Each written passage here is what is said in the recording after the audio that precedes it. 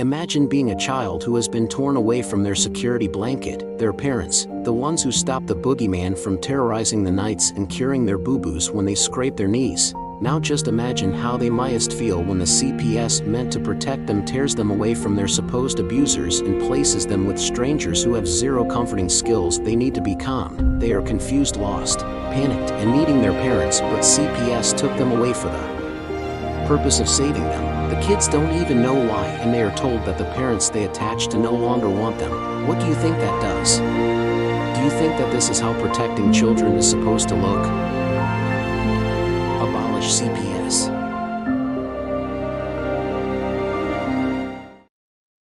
CPS took my neighbor's kids last week. Here's what I wish she knew beforehand. She had no clue what her rights were and completely panicked. That's exactly what you can't do. The difference between keeping your kids and losing them comes down to being prepared. There's this book, Stay Calm, CPS is Coming, that breaks down everything you need to know. Education isn't just power, it's protection. Grab it on Amazon or check cpsbreakingnews.com. Don't wait until it's your door they're knocking on.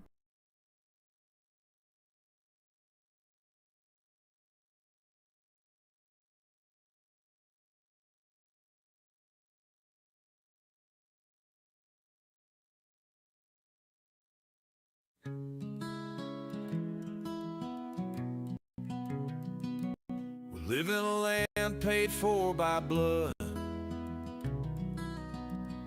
a country that was built up from sticks and mud. Our ancestors crossed 1,000 miles over the ocean, leaving behind a past that was negative emotion. When they first sighted land, they all jumped overboard and swam. They couldn't believe they were living in freedom. The government they once had didn't need them.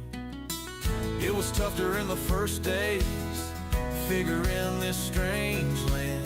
Many grouped together and started a plan. They knew they needed something to keep them in line. This is when they wrote the Constitution, man, it was divine. A bunch of men agreeing never lost their mind. They gave us all our freedom, one amendment at a time. And when they finished writing, 39 men had to sign. We have freedom, you can't take away. The Constitution guarantees that. So take your false authority and go the fuck away. The next 200 years came with a price. A bunch of men and women gave the ultimate sacrifice. They did it for the people alive today. You don't hear very many taking 3 times to say thank you, whoever you are, who gave your life, and for their families left on earth alone for their life. Thank you for your gift, the life that you gave. It lets us live as free men. Oh, glory we will wave. Now we are here in 2025, a year led by selfishness. It's no surprise the government is taking over. It's a friggin' mess. Our kids are being taken by people who must be diseased. Who the hell gave them that power? These actions need to cease. So listen up, you voted officials, we are here to say you need to pay attention to issues, because we aren't going away. We come bearing the Constitution, we'll recite it if we may. We the people is how it begins. The words that follow, you can fill them in, because they aren't true as they were meant to be. You're taking our freedoms one at a time. No one's paying attention except for us reciting these lines. You don't get to take away the rights we were given. Taking away our children should get you in prison. I'm not messing around, it's no laughing matter. Give our children freedom, or feel your teeth shatter. We are the ones who make the decisions. You lost track of your job, we're here to petition. This is your final chance. America doesn't need to fight a civil war. We just need you politicians to hit the door. So do the right thing and leave this city of Washington, or turn things around, give us something to fall again. Give us back our children, not one at a time. We all want them back home on 49.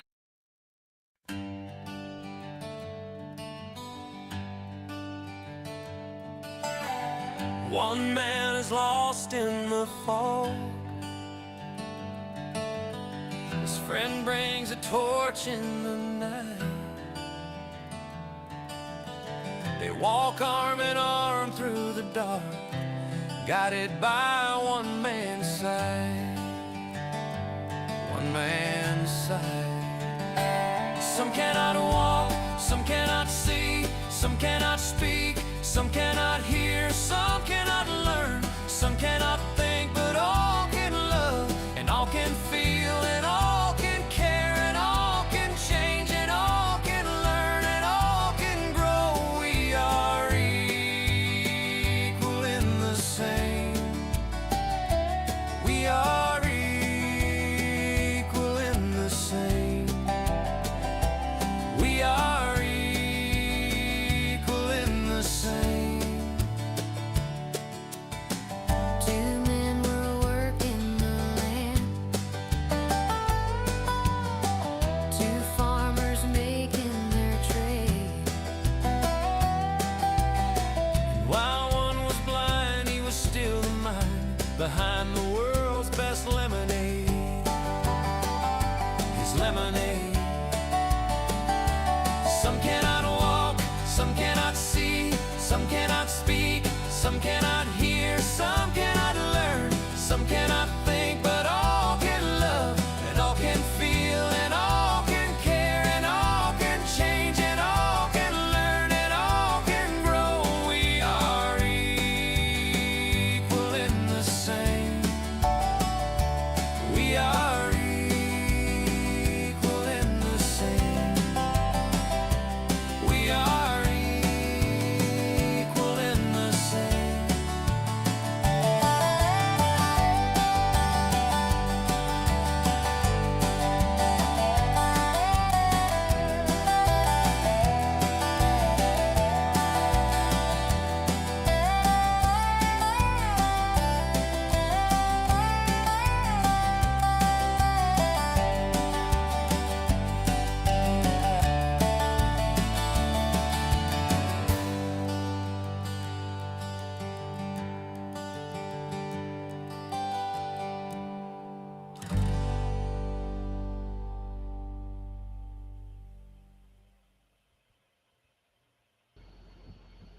What's up, Henry?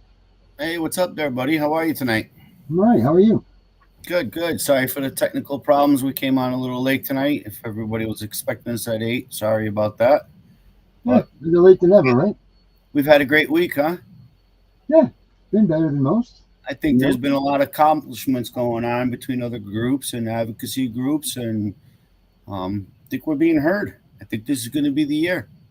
Yeah, we got a lot of people out here that are making noise for us. We're getting heard this way. You know, we got the forum. The forum's cranking. Have you been in the forum yet at the cpsbreakingnews.com? No, I haven't had a chance to go into that. And as you know, I'm not technology suave. I got to have you guide me. I'm gonna have to get you in there because there's a lot of stuff in there. We need to start getting the AD. That's- We'll get your blog. That's my disability, guys. 100%. I can't see cyber world.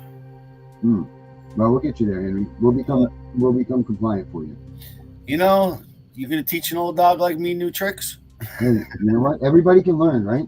We just got to figure out. Absolutely. And you know what? That's the God's honest. Right? That's what this is all about, isn't it? Like, And that's what we're about tonight, is continuing teaching people ADA Part 2. And if we need a Part 3, it's the basics foundations. Without it, guys, we're pretty much in trouble. You can allow people to continue to perceive you as something that they have no right to do because it'd be considered discrimination. If you're perceived as being disabled or you're disabled, you have that effective right to be treated equal and the same. And again, the state actors and state players must accommodate through modifications of policies and procedures to ensure maximum participation for the disability. And that's about it. Oh, Henry, let's give the rundown. We got Alicia, we got Athena, we got Chris in here, we've got John, we've got Jesus, we got all kinds of people in here. What's up, everybody? thanks, guys, for joining in. Yeah, thank you guys very much for coming. We love it. We got Henry's getting a rant on us. And Did we get last time anyone get a chance to see Brenda's show after our show last weekend? Because we got into she was talking about on her show, you know, about her son's needs inside of a system. And you know, again, that's where I was leading this to, is, you know, requesting the modification with the appropriate people. You don't want to hear some idiot walk up to you in the courthouse that has not been designated, has no effective training, has no understanding, and cannot remedy the problem that you're having because they have no financial control of the court system. And remember, it's not only remedy for you. Once discrimination has been identified, they must remedy the system by federal law and by their federal funding. And people ain't getting that, and that's how we're being pushed around. And from last week, again, I'm not sure if we want to put up my name again or how we want to do it so people can find documents. But that's basically the foundation, because there's so much in there too. I was telling you, Darren, that, you know, people got to understand when they have disabilities and the state's telling them they're going to teach them to be a better parent. Mm-hmm. Well, why ain't you looking at the educational laws? Why ain't we setting goals? If they're accomplished at 90%, then the goal is considered mastered, and you go to the next goal. But why is 90% good enough? Because education really set the bar at 90% before you should transition to a new goal to teach. Like my son with autism, nonverbal, profound autism, his next goal. So it wouldn't be considered mastered until you hit 90%. And I would almost think about it, it'd be like the fair preponderance of evidence versus clear and convincing.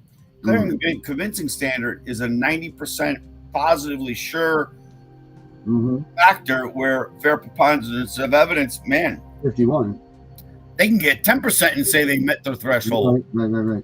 Hey, Henry, Chris wants to know, he has a question for you. He says, what do you think about Zoom call for 30 minutes on 5-year-olds? We brought up Zoom calls last week. I don't think it's appropriate. How are you facilitating the conversation? How are you facilitating human interaction? I'd be raising objections. And again, who has a disability? Either his son or him, or I don't know. But again, don't forget about the association right. And again, that's what I'd be screaming in writing.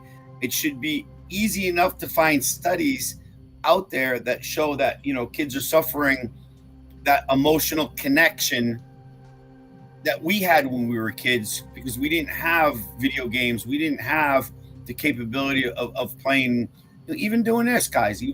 This wasn't possible when I started 17 years ago. It wasn't happening. So, you know, are you my family? Yeah, I consider it. Do I get a benefit out of it? Yes, but I'd rather have us all in a room. If we're talking about, how can I say it? If we're talking about a town hall meeting, you don't do it online. It just doesn't happen. You don't get the same emotional connect. Right. And Chris, I want to address that too. If you're talking about the Zoom calls with your child, because CPS that's what they're instilling. Look, if they're doing that intentionally for you to break your bond with your child, this is an intentional. Number two is, if they're recording, probably they'll have a secret recording. Probably. Or they'll be able to take the recording and have a psychologist analyze what you're doing, which is, again, medical treatment that you haven't agreed to. So I would definitely object in all different directions. You guys know it as well as I do how dirty and low they are. And you know, what if the child begs you, you know, say, oh, please come home, and you don't deflect that child? They'll say, oh, you're causing more emotional harm. Yep, that's a fact right there. How much colder is it than this computer screen? You know, guys, I want to give you a hug. I'm hugging you. Does that count? Mm-hmm. How do you feel my emotion right now? Mm-hmm. You hear me barking, but you don't hear me loving. And again, it's a supportive. Again, I would play Google Scholar. I would look at studies.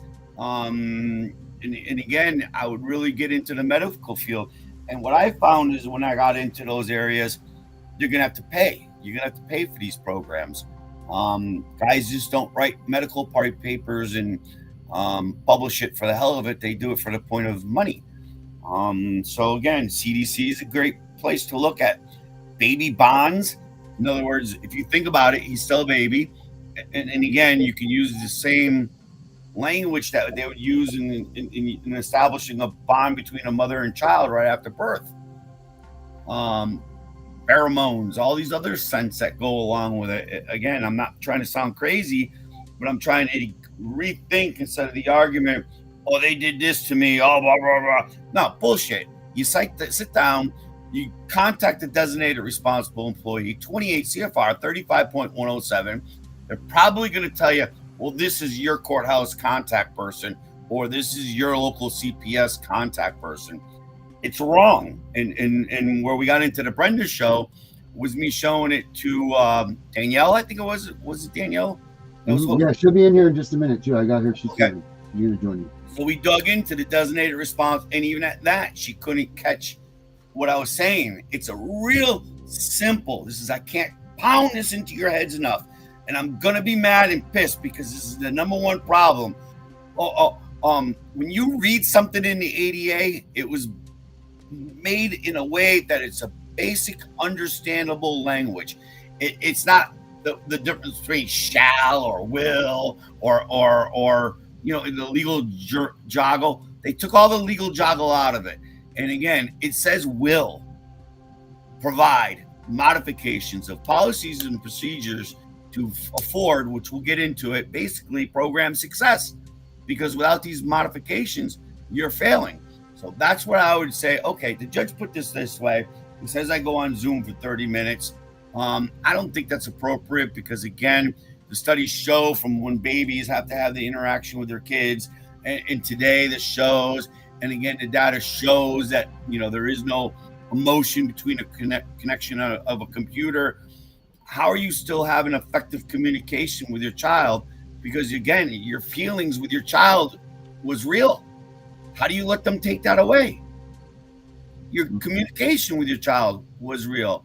Your daily talk with your child about friends, school, that's a big one. Again, go underneath.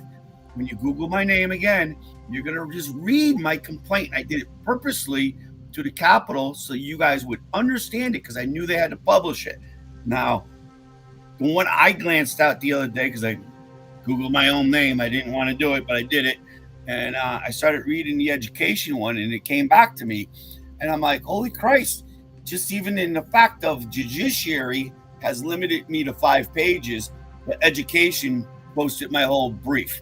Department of Education, Public Health, maybe it was. I forgot what department of our legislative building goes over. I think it's Public Health.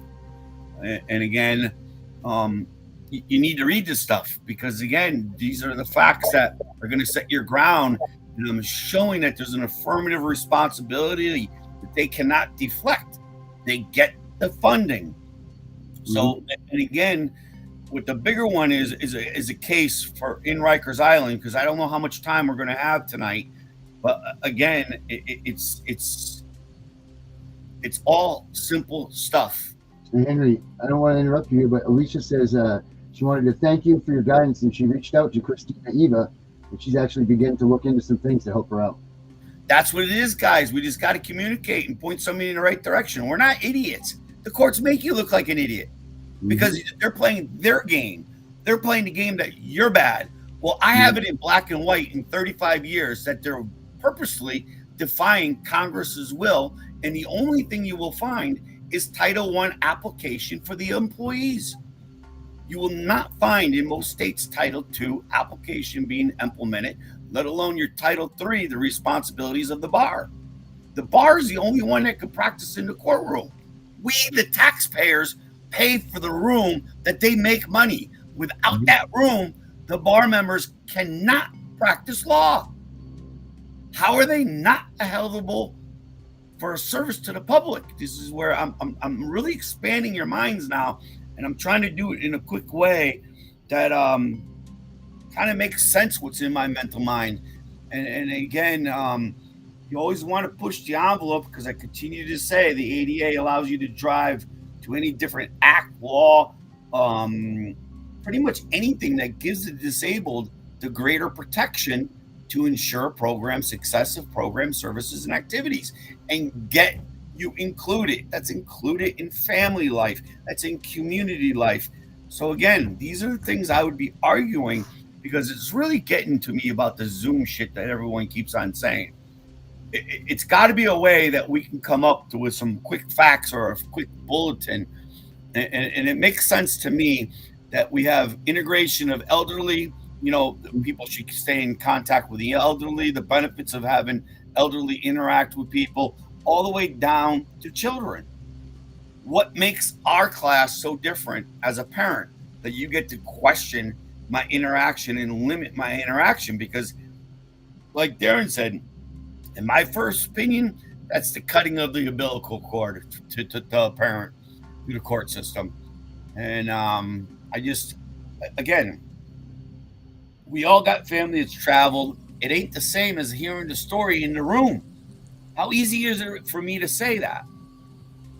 I can ask Darren how his week was, but you know what? If I went up there and hung out with him for a day, I'd be like, wow, man, this place is, totally different. You get a vibe. Is that the word I'm looking for, Darren? Yeah, I mean, I don't know.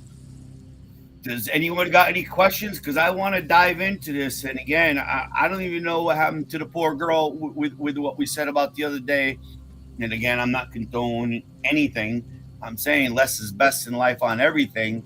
And again, we can't trust with the data and what they're putting in certain things. So, in my opinion, I'd be more of a natural person when I say vitamin supplements, good food, the whole 9 yards for your kid, before I would look to the Ritalins. And again, they're just dropping that on these kids the second they get in this foster care. They're drugging the shit on these kids.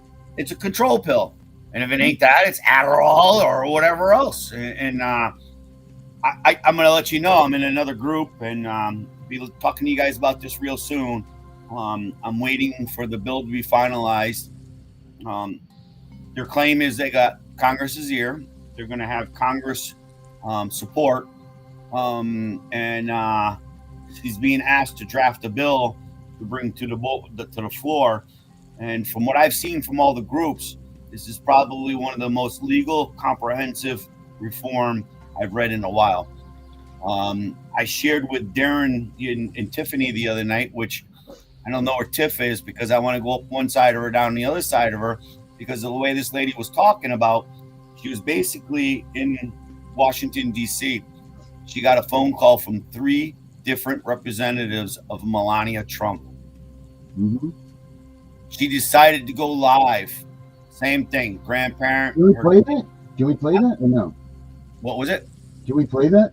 Absolutely. It's public knowledge. I think these people should enjoy this one, because this has happened Thursday night. I just about shit my pants. And Monday night's meeting was another advocacy group that they're involved with Doge, and things are rocking and rolling there. I'm telling you guys, we got to keep the writings going. Start making an affidavit of your believed discrimination, believed retaliation, believed coercion. If you don't take this, you'll never see your kid again. This is the shit that Congress needs to hear, and it needs to be in an affidavit form, meaning I, so-and-so, hereby, this is a truthful statement. Have it notarized at the bottom. Keep it simple, keep it stupid. Don't have to get into names. Don't even go. Yes, you can identify your case. You can identify the courthouse. But I wouldn't start slinging like, Judge, let's just say, dipshit, did this to me. Judge dipshit did this to that to me. Bullshit. Just leave it as the state actors and state players, please. You want to keep it as even agents. I loved it when the Angry Man, which I wish I had that name. because again, I might come off as angry, but I'm a big cuddable teddy bear. I'm basically a person who has a hearing impairment. I had an eardrum blow out on me, so I got the tinnitus, and I grew up in a family of five. I'm half Italian, half Polish. What do you expect me to be? Some something other than a man? Because that's what I see society wanting all of us not to be. And I guess, I mean, I don't know, Darren, I don't know about you, but I'm a man. I'm a protector. A mom is a lover. Not saying men can't be lovers Hey, too. you know what? I was just scanning through. I want to get that video from you, but I'm just looking through my messages, which I have thousands of. Thursday night around No, no, 9:30. I sent it to so you. you know Flint, Michigan. You know Flint, Michigan, right? I know Michigan. Yeah, okay, I And heard of remember they had that big water crisis up in Flint, Michigan, right? right. You know that none of the people ever got any money from that happening with the water and that destroyed the site. I have a woman that I deal with that this water completely changed her family dynamic. The kids went into a psychosis. The father and the family got cancer. Um, there's all kinds of medical things that have happened from that water in Flint. Now, not only did they not get any money, but now they're actually evicting the people that live in Flint, and they're not even helping them out that way. Why is the ADA not coming up there and assisting people like that? Because probably no lawyers have been effectively trained in it. The money's not there, bro. I'll be truthful. You can spill a cup of coffee on your lap and sue Dunkin' Donuts and not knowing because they didn't have the word hot on the cup versus what you would receive in the ADA. Typically, with the ADA, it's the attorneys that get unlimited billing. It's not us in our I think it's like 50,000 per occurrence, and after so many occurrences, you get 75. It's next to impossible to get up to 300,000, and it ain't about the money.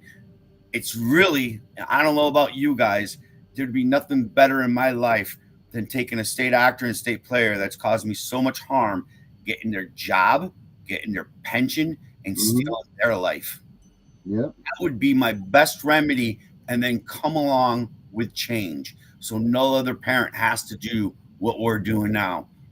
Because Mm-hmm. I guess change is the future. And I'm sorry, dear, we've already lived our life. Just like your parents fought for you to have the childhood you had. Mm-hmm. It's about now us fighting for the next generation. Mm-hmm. And I'm sorry to say it that way, but I really don't think any of us are ever going to see any money. And I don't want any money because that screws up the whole point of the law Mm-hmm. system.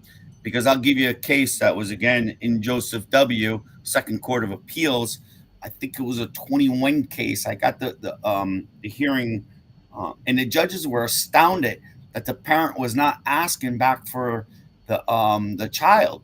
And this is a prime example because again, his attorneys told him he couldn't do it. He couldn't have it. So he was asked to back down. And it's sad. Yes, that's what Becca. And again, she's a grandmother. Same thing. Child went to the hospital. State snatched her, and she just became all out. And again, she's friends with a couple of people that I'm friends with on Facebook. I don't know her personally, but it was a great shocking. So again, guys, I'm telling you, three, four major places this week have all acknowledged that Congress's ears are all wide open and they're willing to make change. But let's listen to this because it's interesting. I haven't done a live Facebook video in a long time, but things have evolved in the fight for justice in the foster care and family court system, and I want to share them with you. I've been working on this for a long time, but as many of you who know me know that I recently, a few years back, went through an event that just broke me.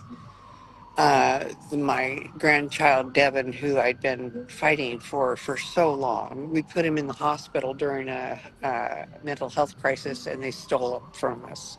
They took him from us, and I had been working hard and for about 10 years, but that just broke me. I went through a pretty long period of time of post-traumatic stress and, frankly, suicidal, behavior. And then I got some help and got better, and now I'm fighting for family advocacy. again. I was very successful when I was doing it beforehand, and then I took a long break because of mental health and anxiety and post traumatic stress reasons. I just couldn't go on anymore. But God finally pulled me out of my illness, that was caused by stress from having too many of my grandchildren taken from me by lies. And I had lost all faith in our federal government. And you can't fight against lies. I mean, if I could have a fair fight, that would be one thing, but you can't fight when they're allowed to plant evidence and lies, you know, and use that as if it were true. You cannot fight against that. It's not judicial process that our forefathers had envisioned anyway. Anyway, that was a long brief on what I'm going to be telling you. So that was the sad part. I haven't been here for a long time. I haven't been feeling very well, but I'm better now. God has finally called me again, not that long ago, to get my ass into gear and to get going again. And so I have. I'm going to describe the last 2 weeks for you because it's just strange what has happened. We've been working for a long time, ever since 2015 with the Right to Lie case. Or not the Right to Lie case, but the Hatch and Wyden uh, Senate hearing on the fact that foster children were being used as prostitutes. And so after that, I started working in DC and worked for a long time until I stopped for about 3 years or so. And then while I was still out and just barely back doing things, God called me to start getting my ass in gear because there were several things that were happening. 2-ish weeks ago, there was a report that came out from Connecticut State.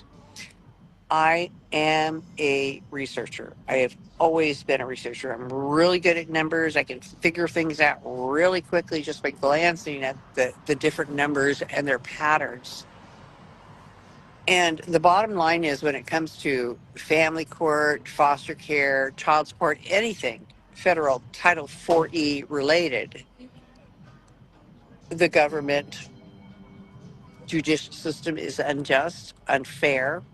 They don't have the protections of criminal court, and families are left and right losing their children into foster care, not because they were abusive or neglectful, but because the government bureaucracy, the way that it was written, requires a certain amount of foster children in it. So anyway, back to 2 weeks ago. 2 weeks ago in Connecticut, they did something that was absolutely unheard of. They did an audit. Now, you would think, oh my, our federal government and the states must audit frequently, right? But the truth is they don't. There has never been a federal level audit on our power of the purse distributions. What the current process is two. One, they have a GAO or an OIG report that has to be ordered, and then they look at things and recommend things kind of, and then the Senate or congressional House offices may or may not choose to act on it. So there's no like follow-up after the report is made and delivered in order for them to act. And also there is no actual audits. An audit has a definition. You're supposed to take random samples and look at things, right? Well, the audits that they've been doing with the federal government is simply asking the bureaucracies to look at themselves. It's like asking a fox to look at the chicken coop. What's going on? Everything's fine, right? So what they do is they give their own specific data and they give their own specific numbers, and then they audit themselves. And in every case, they find themselves just fine. Well, Connecticut did an audit using actual audit methods, and the results were awful, awful, awful. In the Connecticut report, we found out that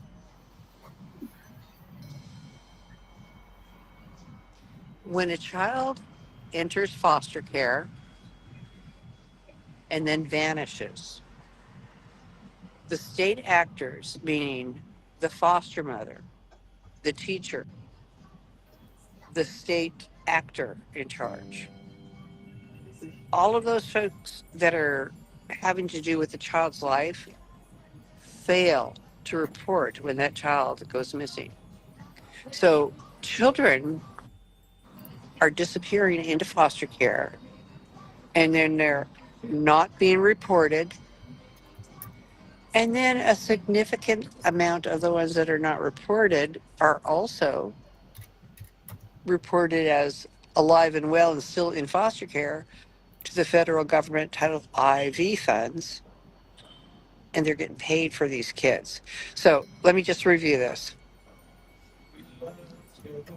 What we have found out with absolute certainty that in the state of Connecticut, children are going missing from foster care. They're vanishing, entering foster care and vanishing. All of the folks that are having to do with the life of this child are failing to report missing episodes when the child vanishes. And then the state actors are continuing to ask for foster care for a child who is gone. That also means that if a child is not reported and getting paid for as if it was still there, no one is looking for these children. They are ghost children. So the Connecticut report did show that, but it only showed one state. And then miraculously, there was an OIG that absolutely, totally supported the state level auditing fund. And this OIG report was called, I'm paraphrasing, States Do Not Always Report Missing Foster Children, right? That's the name of the OIG report. And the OIG report from 2023 goes on to describe a situation where nationally, in the period of time that they were looking at, which I think was 2 years, 75,000 foster children went missing. And out of the 75,000 foster children who went missing, only 25,000 were reported as is required by federal and state law, which means 75% of the children who were missing were not reported by the social worker, by the parents, by the teachers, no one. This child went missing. It was not reported, and nobody looked for this child. Now, it gets worse. Not only is nobody looking for this child, but again, they are fraudulently claiming that that child is still alive and well in foster care and claiming that child. We knew that for Connecticut, but the OIG report did bust it open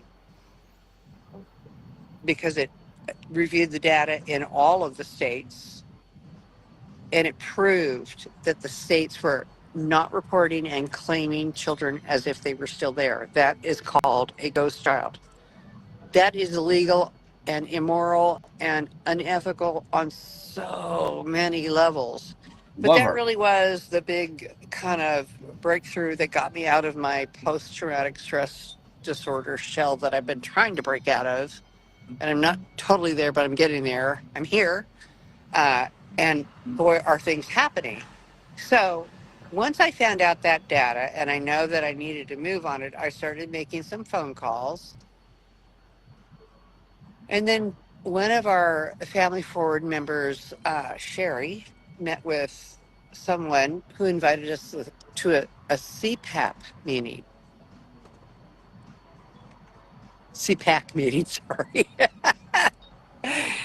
And I ended up asking a question of Christine Ohm about foster care and reporting to her that basically, did she know that she was the sole person in charge of the HHS largest sex trafficking operation in the world via foster care? And she didn't know that.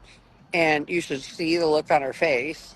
And she answered in just a pat and to go there sort of response that didn't have anything to do with that, what I was talking with. But I did get on Fox News and talk about the foster care issues, the missing foster care issues. And I'm not sure, but Melania Trump must have been watching is my only explanation, because after that, I was invited to go and visit with Melania Trump about foster care issues. And then I was invited again from two different sources to go see her, which is, again, this has been a wild week. Then we were invited to after the CPAP meeting the next day, we were invited to attend with Frank Russo at the Capitol Club, which is kind of an exclusive Republican club. But oh my God, I disclosed right up front that I was a Democrat, that this was the issue that I was working on. They were just like laying hands on me saying, it's okay that you're a Democrat, honey. We got to get this child thing figured out, which really made me kind of feel good. And then, of course, we discussed the fact that Trump used to be a Democrat, Hillary used to be a Republican, and Kennedy is an independent Republican Democrat, which makes him have a trifecta. So labels are labels and work is work. So after the Frank Russo meeting in the Capitol Hill Club, then I was introduced to just a whole bunch of meeting, and I just recently did sign a PDF, so I can't talk about all of them. But as a result, we are now having high-level meetings in the executive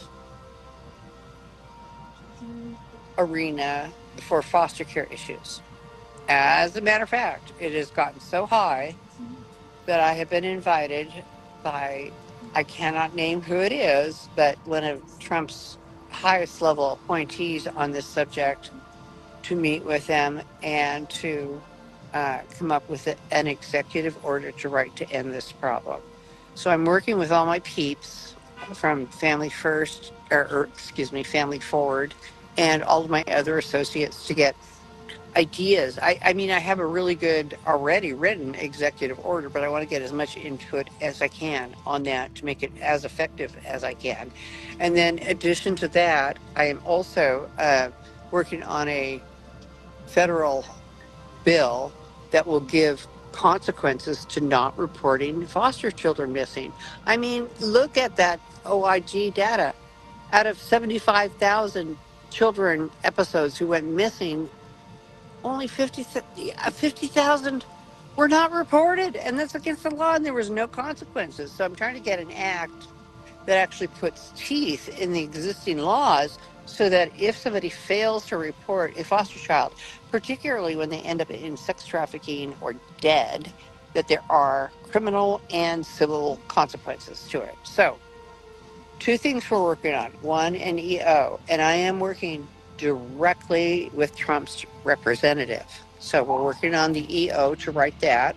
I'm working on the Foster Care Accountability Act that will be through Congress, that will give teeth to the reporting of foster children so that we stop missing the ghost children. And there's one last thing that happened this week that I have to remember to tell you.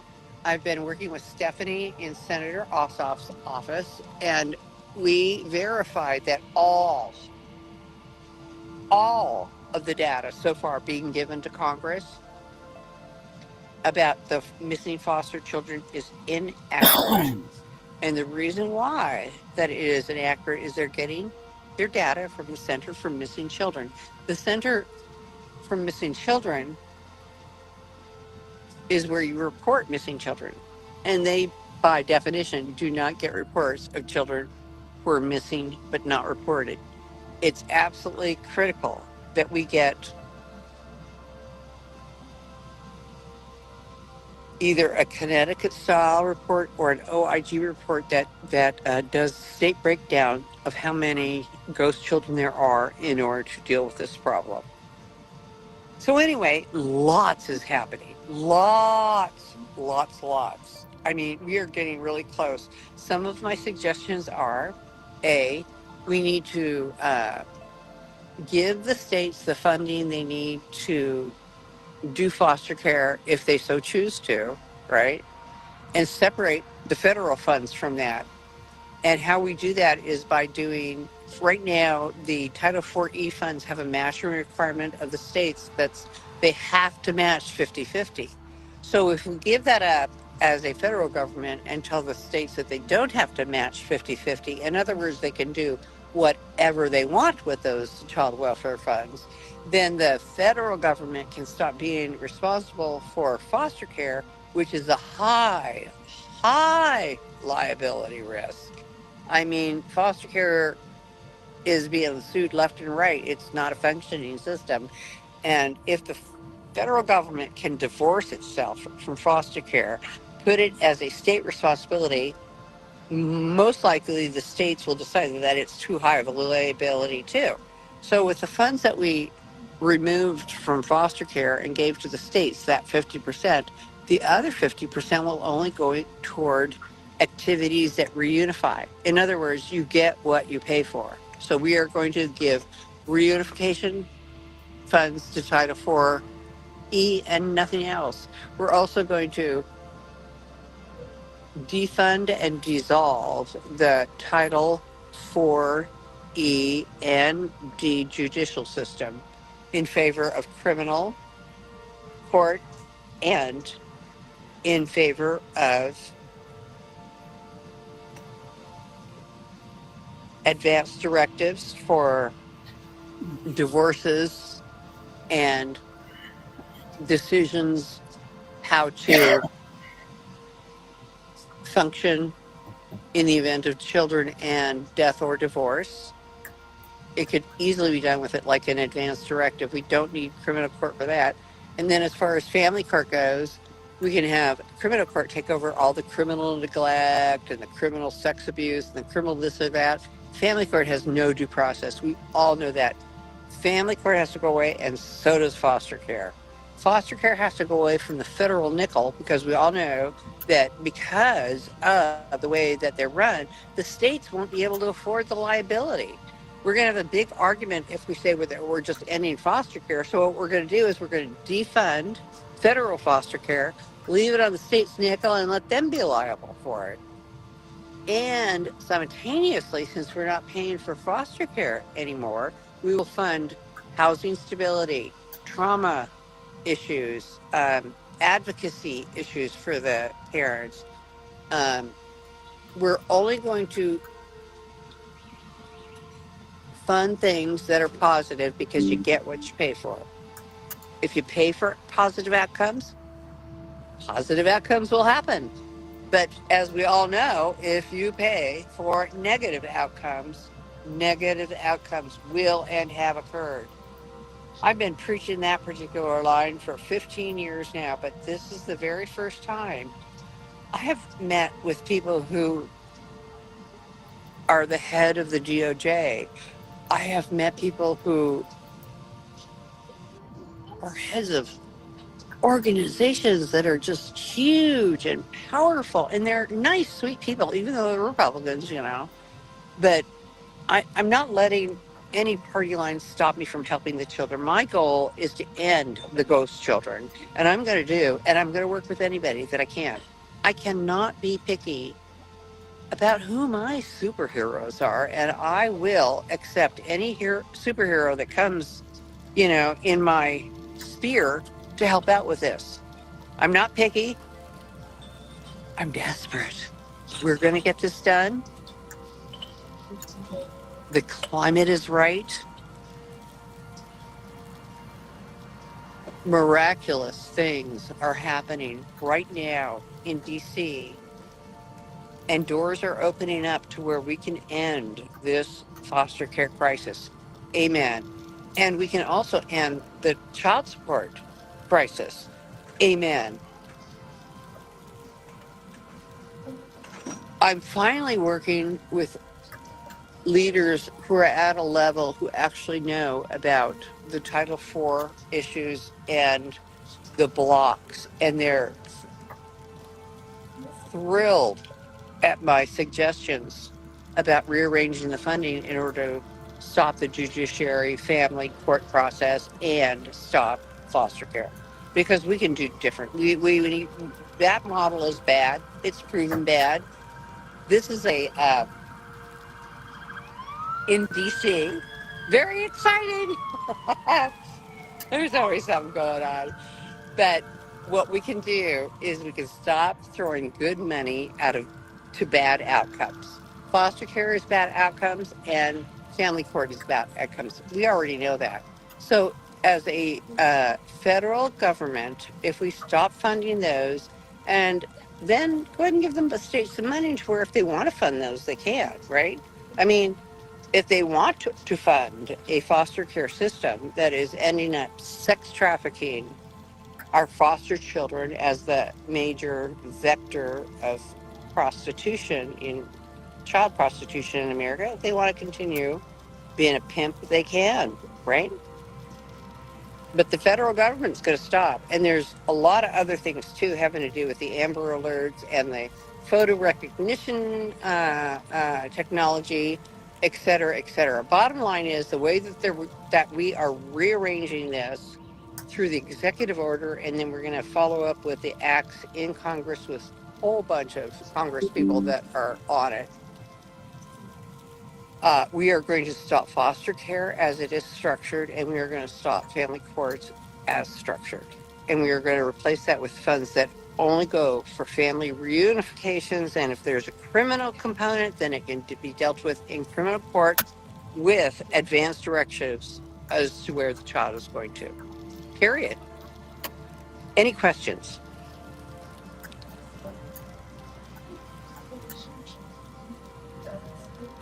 Predators don't need to be funded. Well, let me speak to that. Currently, the foster care system in the United States of America is the number one pimp of children in America. And we're funding that with federal dollars because foster kids are not being reported missing. They're keeping the funding going with these children. They're ghost children. The states are not protecting the children because they don't get paid to protect the children. They get paid to get the children into services. So if we rearrange the way they get paid and do it from an entitlement distribution to a block grant distribution, we'll use the same amount of funds, no extra money, but the states will just have stable funding based on the population of children, and they won't have to worry about getting a certain amount of disabled children and a certain amount of Title IV poverty children, because that's the entitlement requirement to keep the lights on. I mean, frankly, they're doing horrible things, but they've been forced into it because of the way that they have to keep the lights on. So if we can just redistribute the funds to where they have stable, steady funds, irregardless of how many children are, who the children are that they have in, it will get better. It will also decrease the population quite a bit because right now they have to have a certain amount of Title IV children, which are essentially children who are on TANF who are poor. Once that goes away and they're actually just needing the children who are actually needing intervention, it will drop to about approximately 20% by all measures. So 80% of the kids that are in foster care really shouldn't be there. They're just there to keep the DSHS office open because they need a certain amount of children. So let's see what other questions I have here. Yeah, so Trump did sign an executive order in 2022 or 2020, and I did just review that. But the thing is that they're not addressing the issues that they need to address in order for the children to not go into foster care and to instead go into family care. Follow the money. There you go. If the federal Follow the government money. gives the states money to take the children away, they'll take the children away. If the federal government gives the states the money to keep the children with relatives, they will. It's funny. Just follow the money. And Title IV-B from Sherry does go to reunification and other supportive issues. Title IV-B is actually the only good nugget in the whole entire Title IV conglomeration as far as I can see. Let's see. Anybody else? Any other questions? Okay. So is terminations of parental rights reversible? Washington State, with my grandchildren, was the first state to reverse termination of parental rights and restore them to the parents. All of my children went back to their parents, which was unheard of. And I believe there are 22 states now that allow, once termination has occurred, for the parents to apply to reunify. So, yes, it's happening, but we need to quicken that. Obviously, children are ending up in flipping hotel rooms and being sex trafficked. Of course, they should have an option of going to their parent. Not to mention that's a normal pathway. I mean, it non-normal takes like 3-ish to 5-ish years for drug addicted parents to get clean and ready to go again. But after that's done, they're ready, right? So if we had any sort of medical criteria on, like, let's say 1 year clean and sober for the children to come back, that would end the crisis of where we're putting these children. So that's about the parents' right termination. And let's see if I've got any other questions.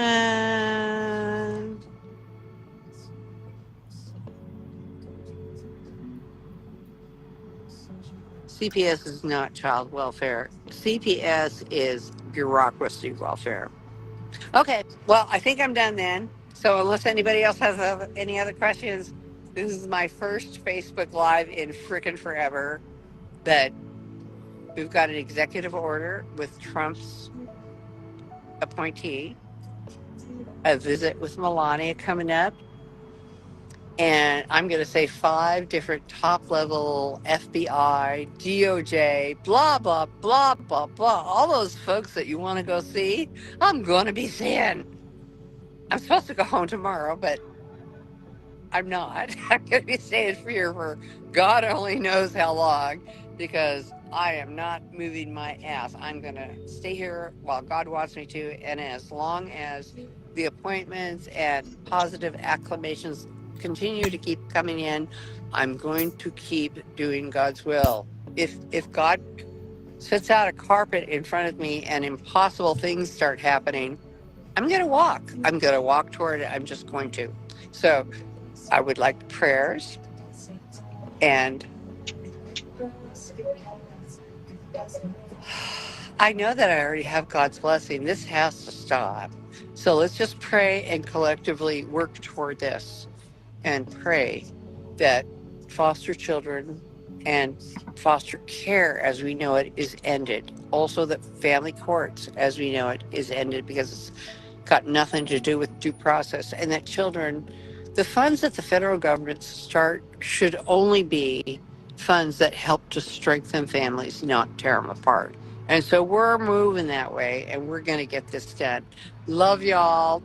See you later. Bye.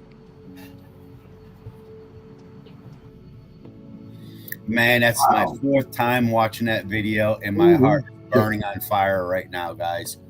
I put that report up in the my state report. You mean Connecticut's report? Well, I put up the OIG report on that. Not always. I don't know if that was from you, or was that the one? No, it's actually, believe it or not, the state of Connecticut. And again, guys, when you see my complaints to the legislative office, we'll start tying in. And she said some key things. Follow the money. That's all we got to do.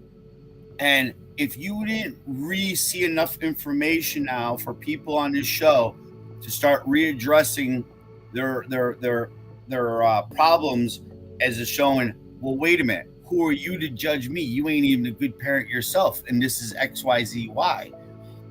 She did mention in that our Connecticut OIG report, which, if you guys don't know, that's the legislator. So you want to go to the Connecticut General Assembly and Google it in there.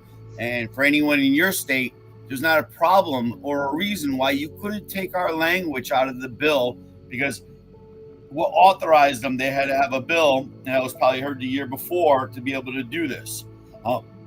DCF has been screwing up big time, no matter how much money they throw at it, no how much reform, the whole 9 yards. And where they get their game book from, and this is why I'm on this show tonight, is from the Department of Developmental Services of Connecticut. We are talking about billions and billions of dollars a year that is not being managed correctly. And you heard her say, Once you start getting that money under control, you're giving it to the states. The states are going to now start giving the parents the appropriate program services and activities to keep the children in their houses, because she said it'll go from 100% down to about 20%. I think the quotation was, she said, should be the realistic number, because again, you guys have shown the data that on false allegations right there in the other day, that it ends up being like 2-3% is a real allegation, and it's a real problem. But we all feel bad for that 2-3%, but that's a hell of a lot better than 100%, which are affecting parents like us that are good parents, that you know, again, have every God-given right to be in their child's life. And if you got a disability, or your child's got a disability, well, again, the state's got to teach you then whatever the fact is, because you can't find your disability in mainstream medicine. And this is where I'm begging you guys to start really going after it. Yes, thank you. You put it up. All right. So that's the OIG report. Go through it. She mentioned about they did an evaluation on all the states. So this is opening up the Pandora's door. Like Tiffany's sitting on a committee. She really needs to get that up and going and attach it. And then you throw in the ADA. What we're talking about tonight is, again, who is your designated responsible employee? Weren't they supposed to be accountable for the program services and activities that disabled person was receiving? If they can't find them, how are they doing OT, PT, speech? How are they doing cognitive training or auditory reprocessing? Or if the child was traumatized, we'll say, where's the relief coming from if they can't serve the client? And then how do they keep paying? So again, it's pretty good. And I believe who did it, and who's now the whole head of our OIG, which I found disgusting in this year's legislative meeting, that they decided to turn around and when I brought up the ADA, they decided to deflect it. They wouldn't answer it, like my question wasn't there on the Q&A. And you'll see a lot of your advocacy groups will do the same once you start diving into the ADA. So this is what I'm telling you guys. If you guys do not have the opportunity to speak now in your case, start demanding and screaming disabled discrimination, and prove it by the statutes and laws and regulations I'm giving you. And again, you just form it to yourself, because you're the one that's got to argue this in front of them. It's not hard. You could take 50 states.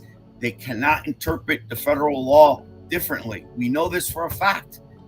It's not like a CMS insurance policy where 13 states will do it this way, 14 will do it that way. No, this is federal American disabilities rights, civil rights.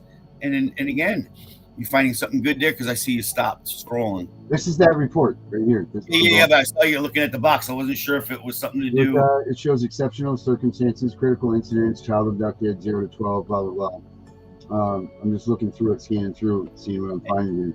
And again, when you're dealing with this now, again, you guys got to understand, if they mention disabilities in this report, how much of the program services and activities are going to XYZ kids? And you heard her say, again, you know, which I don't agree with, if you're poor doesn't mean you should lose your child. I don't even get that one. You know what I mean? They should be giving you the appropriate help. And I don't know. I mean, don't get me wrong. We're all one paycheck away from being homeless, I guess, today. You know, there was a time in my life where the bank accounts were great until I met the court systems. Yeah, exactly. And everybody on here knows that same. And as a grandmother, hey, you didn't hear what she said about Washington State? Did you hear what she said about Washington State? That they're overturning TPRs? Yes, she was the first. And then I think she said 12 more other states. So here's guys, but check this out. In your errors, you list the known discrimination. You got 13 known Supreme Court cases in different states. But check this out, man. So Maine is one of those states that do that. But get this.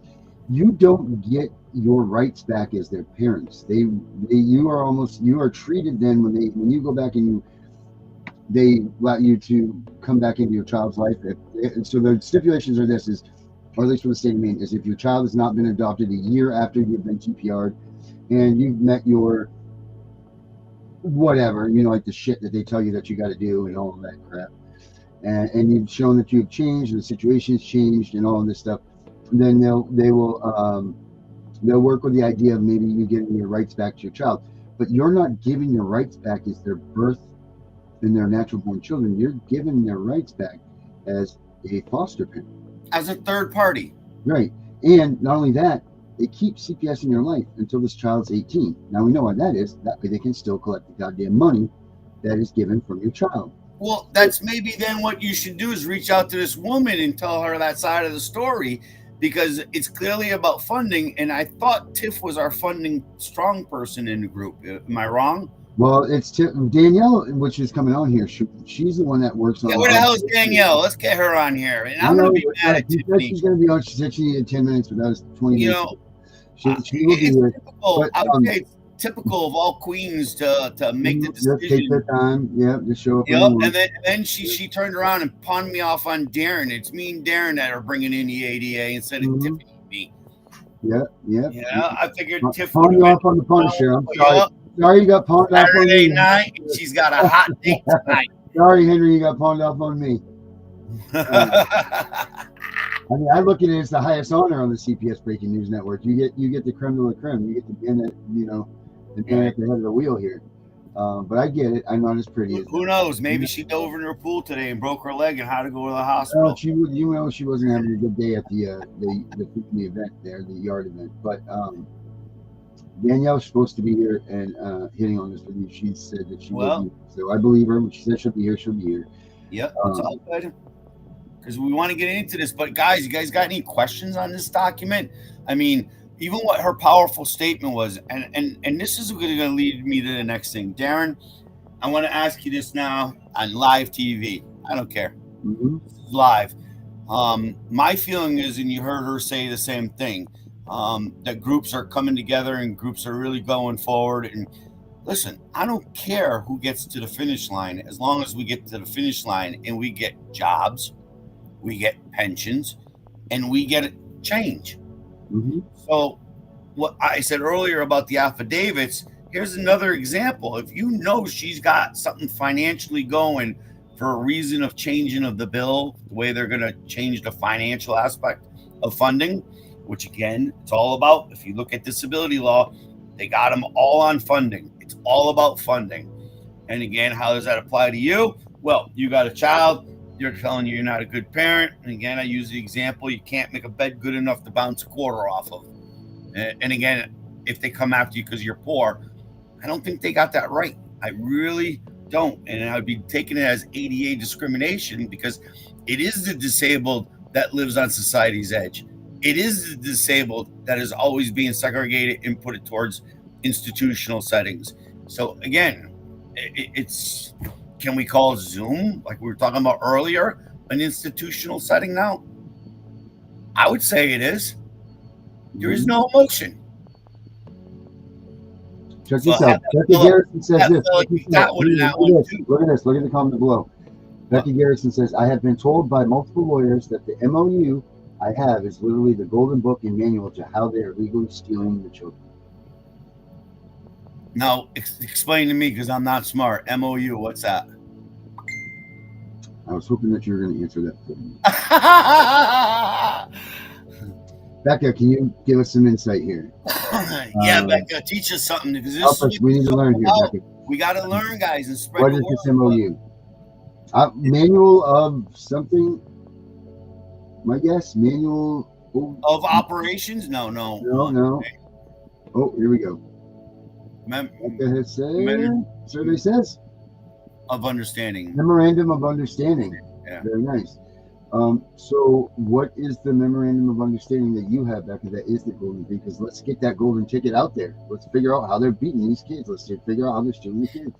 Well, you would, again, in a disability situation, because again, I'm telling you guys, once I perceive you as being disabled, you have to use it and start screaming discrimination. And if you don't do it today and get them and spin the table and say, what's your administrative duty? Follow the money. How come that program services activity didn't come to me, the disabled person, to make me whole? Mm-hmm. And I would be arguing, the next fact of, again, your child has an equal right, because of my disabilities would typically be passed on to that child, that they have a right for an understanding between the parent and child, how you've coped with the problems of your life. Do you understand what it ain't about I'm driving? interested in what Gunner has to say. I know Ain't Gunner's about- speaking back It here. ain't I'd be about curious. driving a Mercedes Benz. I'm curious about what Gunner has to say. I know he's back there. I know he. Oh, I can would turn love to see him. Yeah, how come he's another one hasn't been on? Gunner, 'Cause I let's go. wanna Let's talk get to in him here. I about know you're the out there ADA. watching this, Judy. I know you're watching this. Get in here. And I'd love to hear what he has to say. I would love to hear what he has to say because, again, this is an open talk. I'm Mm-hmm. trying to figure out how to apply the ADA, which is the newest civil right on the market that these courts are non-compliant of, and they're not doing anything. And again, we have the proof by every time you hear a parent, well, I don't know what I did. They took away my child. They won't tell me what I did. They took away my child. Well, if it's harm and they're saying you're disabled in some way and you're going to harm, then don't they have an affirmative obligation similar and same to educational law that we would teach a child? So again, you hit your 90% mark, which would be a goal. Let's just say your goal. I still don't like that 90%. That doesn't make sense to me. Why is 90% It's an a acceptable goal. percentage? It's what they have established where the child has the foundation down 90% out of 100 times that he's been tested on it. He understands what he has to objectively do in his educational learning. It starts with first decoding A, A, B, B, B, then you say you make. So we all decode. When we read, we're decoding words. So ABA, it's part of the applied behavior analysis garbage. And again, I think Miller method or floor time. And that's another thing, guys. There you go. I just answered the whole Zoom guys question. Miller method, floor time. It's how you interact with your child and the rewards of giving your child and getting them to, what can I say, respect you. Because we can't beat kids no more. That's been done since the 70s, allegedly, even though we know kids on the streets are getting beat. Me personally, no. Renee? What's up, Renee? What? Gunner didn't want to take your challenge? Oh, shit. Get this. Guess who we got here with us? Come on. You know who's backstage here. Who's ass out here? Good evening, infidels. Hey, what's up, buddy? Nice to meet you finally. I've been looking at the screen and screaming a lot just to say, man, I wish I could talk to him. Well, I've been down sick for a couple of weeks dealing with some things, and with sorry the to hear stuff that too. CPS is done with, it's caused a lot of health issues and stuff, or progressed some health issues due to massive stress, especially when they like to take and frame people, lie, perjury, forge documents, violate your Fourth Amendment right from the very beginning. And when you scream in the courts, my Fourth Amendment has been violated, all they can do is think cover up. Then you find out they actually have it in their policy, procedures, and trainings. We are trained to violate the Constitution. That is an act of treason and sedition.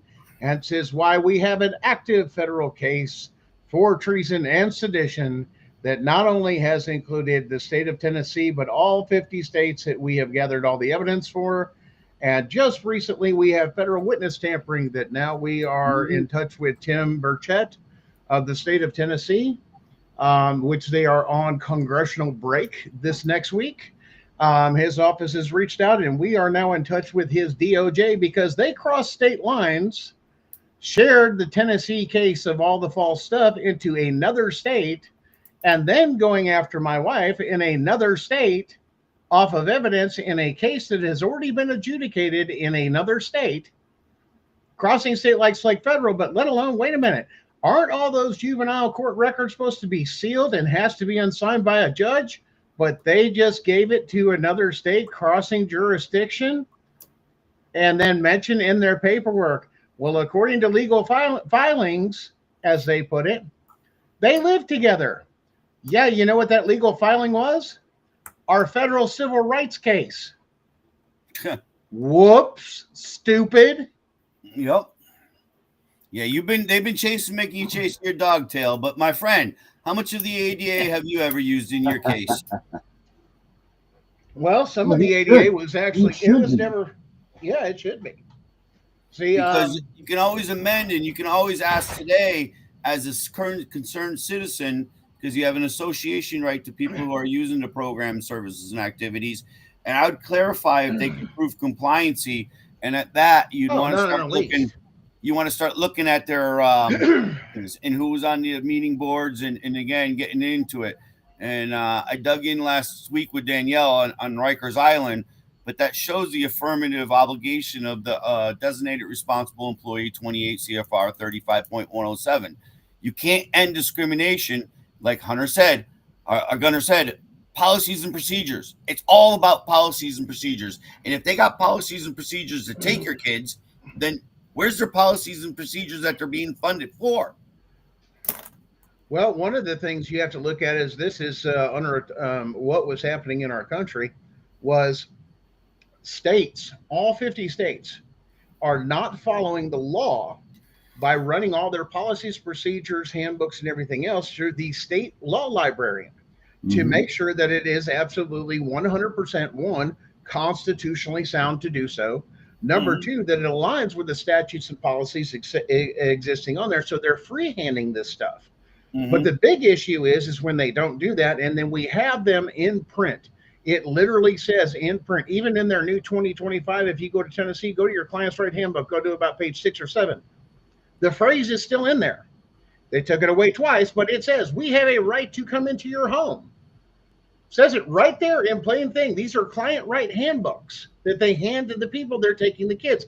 We have a right to come into your home. We have, or your school, or this or that, and we have a right to question your child, and there's nothing you could do about it. Basically, what it says, without your consent. Okay, so stop there. Stop there. I want to fill in this. That's when I would have said you have a designated responsible employee because you're bringing traumatized to a disabled person. You're purposely discriminating and putting that person under pressure. You see where I'm. So keep going with your story. I just want you to know the things I'm thinking in my head in regards to the other avenue that you've been discriminated against that you haven't explored. Oh, and well, we've got some of that ADA in there. We've been running down there, and I know some of our teams have been working on it, but it goes even deeper when we dug into all 50 states.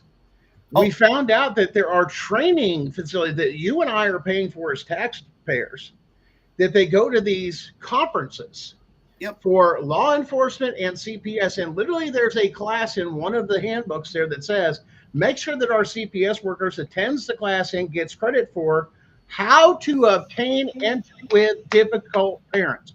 That is called coercion to the Fourth Amendment. And that is against the ADA. And it's actually a retaliation and coercion. So you're missing another factor to reinforce what you just said, that I could slam it with the ADA.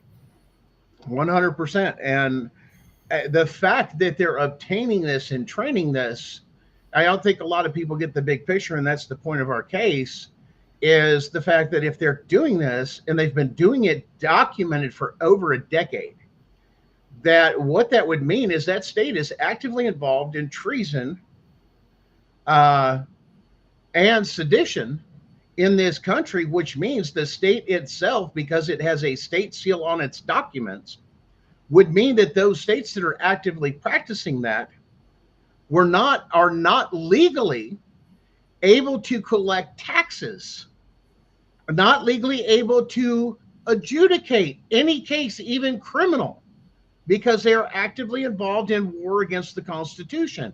You're talking about turning over a decade worth of cases thus far, just in one state, just one, including all the tax money.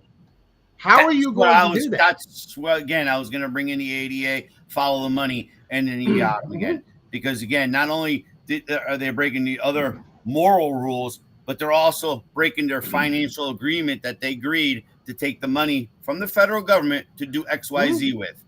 And it wasn't to steal your kids. It was to reunify and reinsure and protect. But see, once again, this was one of those things that, and once again, and I can't go into some aspects of it, but there was a racial thing, and there's known for the CPSs in this area that have attacked small business owners for a reason, of another color. And it was brought out of a racial slur during my time. So this is a fact of it can actually social have situations too, where it goes both ways. In other words, you could have like a minority person as a CPS worker, and you're a white person, especially a white boy. I don't know about you, but I felt a lot of prejudice against being a white boy. Well, and that was the whole social dynamic throughout the country of white guilt and all these other things. Listen, oh yeah, absolutely. Listen here. Nobody gave me shit. No, I worked my ass off for everything. There was no special, I picked tobacco college when I was fund. There was no 13. I had a this. There was paper no route. that. Dude, I was going through there. I had a full-time job because I was a master. I'm a retired master electrician, but I love the field of electrical. That I was actually working at the age of 16 full-time as a full-time industrial electrical maintenance personnel in an industrial laundromat, switching over their old what are called MCRs, magnetic control relays, to what we now know as PLCs. It's like the computerization of stuff. And so I did all that, the programming. I know I'm talking early shit. My ass is old. Yeah. Like I sit in there with the guys of Allen Bradley manual controllers and ladder logic diagram and everything, and understanding too. But a lot of people don't understand about me is my grandfather. See, I grew up in the Chicagoland area. My grandfather was the general foreman for the Chicago Skyway. And if you know anything about construction, that means he was the head asshole on the team. He brought home the blueprints at night when shit wasn't working, and the engineers would give him shit. Looks good on paper, but when it comes out to the real world, this shit don't work. We're going to do it the right way, or we're not going to do it at all. That was what my grandfather was known for. He was a tradesman. He was a World War II veteran. Yeah. On top of it. And again, band of brothers. By you being the heir to him, you hanging around him, he's naturally lit off your natural talents that are in you for me to be able to call you Sparky. Yeah, there you go. Well, I'm a plumber. Hey, big guy, I'm a plumber. I do plumbing, heating, air conditioning, wells, and septics. I frame. I do it all. So you keep it simple then, right? Oh, yeah. So hot goes on the left and shit rolls downhill. The only two rules. No, man, I pump it uphill. I pump it uphill. When you take 2 showers, you put them back to back. One gets flipped. Yeah. Hey guys, I got Wendy Thomas here. Wendy wants to come in and she wants to chat with you guys for a minute. Here she comes. Here's Wendy. Oh yeah, absolutely. Yeah. Listen, can you guys hear me? Yeah, you're good, Wendy. We can't see you. Listen to me. I found out why they are taking our children, and they can keep our children and nothing's getting done. When we sign them birth certificates, we give our children over to the government. That is why they can come in and take our children. It's a bond. Yes. And how to get our children back, my theory is if we go in and we take back our, what is it? Is it sovereignty, or take that back and get us out of the matrix? Since our children were taken illegally and they are minors, we can take our children out too. I think it's being done because you know why? If you look at Trump's policies, they're going after minerals now and bonding the minerals and bonding the futures. In 2017, Trump put us all back in constitutional law. Right. It's illegal. But again, this is where we played that video earlier that I was getting to with Darren that, you know, I don't know if it's all right, but you guys are all here. I belong to not a secret society. I was just lucky to be able to hit it. And again, I think she's one of the stronger ADA advocates, and I think she's pretty damn good. And she's putting together the language on the legal aspect of it. So we heard a video earlier. Huh? The position you want to take on this is not one most people would think about. What you're going to have to look to is on this with what she's talking about your marriage certificate, birth certificate, all those different things. I don't have a birth certificate. I have a certificate of live birth. There's a difference. Why? I was born in a Catholic hospital. Part of the Catholic religion is you ever get those clay things with your feet? Well, when you put your feet as soon as they're born on soil, you are no longer admiralty. You are part of the land. You have a certificate of live birth. There is a difference between those two. So you're saying I have a fingerprinting of my feet as a birth certificate. In other words, the first thing out of your mother's womb, the port, as they call it legally, it touches on soil. It does not touch on paper saying you have come into port like they do with kids and they get their feet prints. You can specifically request a hospital to bring in clay or dirt from the soil, document it, and it's in there now. They can even analyze the clay feet. That's why they did that. And they would put their feet on clay. So that means you are part of the soil, not part of the sea or part of the air, part of the different things. That's how micro legalese they've done this. So that made a huge difference for that on how things were done until you came into the system. And there was even a time when, and a lot of this was done to erase your heritage. They would adopt you out or look for your parents to get remarried, especially in the 70s and 80s. And they would change your name and remove a lot of your heritage, like your middle name, or change your last name to something that somebody that had assimilated more than people that were from the old country. That happened in me. And now when that case breaks, that's going to blow everybody's mind, because I will go public on that. And I'm not going to get into that, because when you realize what my birth name was and what my birth real name is and everything else that's through that, it's going to shock this whole country. And we also can get these judges on ethics violations too. Well, again, with not only ethics, but underneath the ADA, again, an administrative getting. So not only do you got in the courtroom, but they also have an administrative duty that you guys are leaving out. But see, you guys are missing one thing too, and this is the attack that we've talked about. One, if you've ever done business, I'm a business owner. I'm a former business owner. Yeah. Is contract law. Yes. Under contract law, both state and federal, you must have full understanding and disclosure of what you're signing. If you do not, you can simply file a piece of paperwork with the court rescinding all orders and everything else due to the fact that contract was not fully explained. This is the other angle you're going to want to use in federal court, is, Your Honor, they're saying that they have rights because of the child's birth certificate that they were fooled into there. Now we will ask either the mother or the father, were you aware that you contracted with the state to do these things? There are certain organizations and people out there that use these same tactics to become not state sovereign, state national, some of those. That's a contradiction. A true sovereign federal, which is what you're supposed to be. There is a methodology to go through and unplug from Social Security, get rid of your straw man.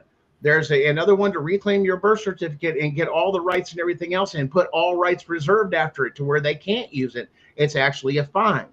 There's another one to reclaim your marriage license and to go through everything there. I did not contract with the state. The whole point of the marriage license and everything is saying you're not grown up. If you get divorced, you're not going to act right. So we have to get the courts involved, instead of just saying, listen, it's real simple, 50-50. Anything before the marriage is yours. Anything during the marriage, debt or profit, gets balanced out. And there you go, unless you negotiate it. Now with your children, it's 50-50 across the board. None of this bullshit. Learn to fucking grow up. And now they've weaponized this, especially within, and I'm going to put this out there, respect, because the research sticks with it. The legal system has manipulated women into, you get more of this, or you point the finger over at the old man and get a CPS case open and this and that they're coercing you into this to file a case to this, because it'll give you more custody, more child support, and more time to balance out your life. The concept of divorce is you're separating assets, two separate companies. For the courts to favor one, this is the way they play dirty court in this. If it just came down to, like I had one judge that I reviewed, one judge that did an excellent job, best job I've ever seen. Judge said, bring in your stuff, everything. This is the parameters you must meet per the state and the state level. 50-50. Anything before the marriage is yours. Is that listed? Is that listed? Yes. What about the common stuff? Well, we're arguing over this and that. Well, let me tell you something. This is what I'm going to do. If you all can't settle this, I'm going to give him the car. I'm going to give you the car you want, but I'm going to give him the engine to that car. You see how that works? Mm-hmm. Oh. Stop acting like a damn fool. Work out the math. The court shouldn't have to do this. You're grown. You're adults. So either you come back with a feasible solution that I can sign off on, because this is your job, not ours. We're not dissolving the contract. We're here to mediate it. and puts you in the guideline. That's the way it's supposed to go. Right. As far as children. Well, now we've got best interest, all this psychological manipulation. Bullshit. Because, and here's the thing. Well, he's a bad this. You know what? Listen, y'all may have been bad husband and wife, but there is nothing out there to say that those people won't be good mothers and fathers, and you have to give them the opportunity to prove it until otherwise. And that's fair. And that's equality under the law, which is what they have. Yeah, and this is the other thing that a lot of people, well, about women's rights. Well, let me tell you something. The biggest lie that women have been given. When you took and we got the right to vote. Did you know that it had nothing to do with the right to vote during that time period when that was passed? It had to do about land ownership. Yeah. Because you had to own land to vote. So what did they get the right to? It wasn't the right to vote. It was the land to have land ownership, which came with voting. Right. But how do you take and go through that? And then you try to tell people, guys, we've been bamboozled. We've been lied about JFK. We've been lied about this. And what makes you think they're going to tell us anything the truth? Because of propaganda. It's a lie. It's a sham. When you realize how free you want to be. I talk to all sorts of women in their 20s. They say, what the hell is this women's rights shit and equal shit? I don't want this. Yeah. I'd much rather this and that and love a man and take care of everything and take care of these. Fuck that career and that job. Yep. 90% of them I talk to. Wow. Easily. And then on the opposite side, the women come back. Well, men are not just men anymore. They're not chivalrous. Why would they be? There's no incentive. They have to be a sheep. You have to teach your boys now not to get involved with some trickster or anything else. It's going to cost you half. What's the point in marriage? Right. It cost me half my shit and everything else, everything I work for what? That one day she's not happy?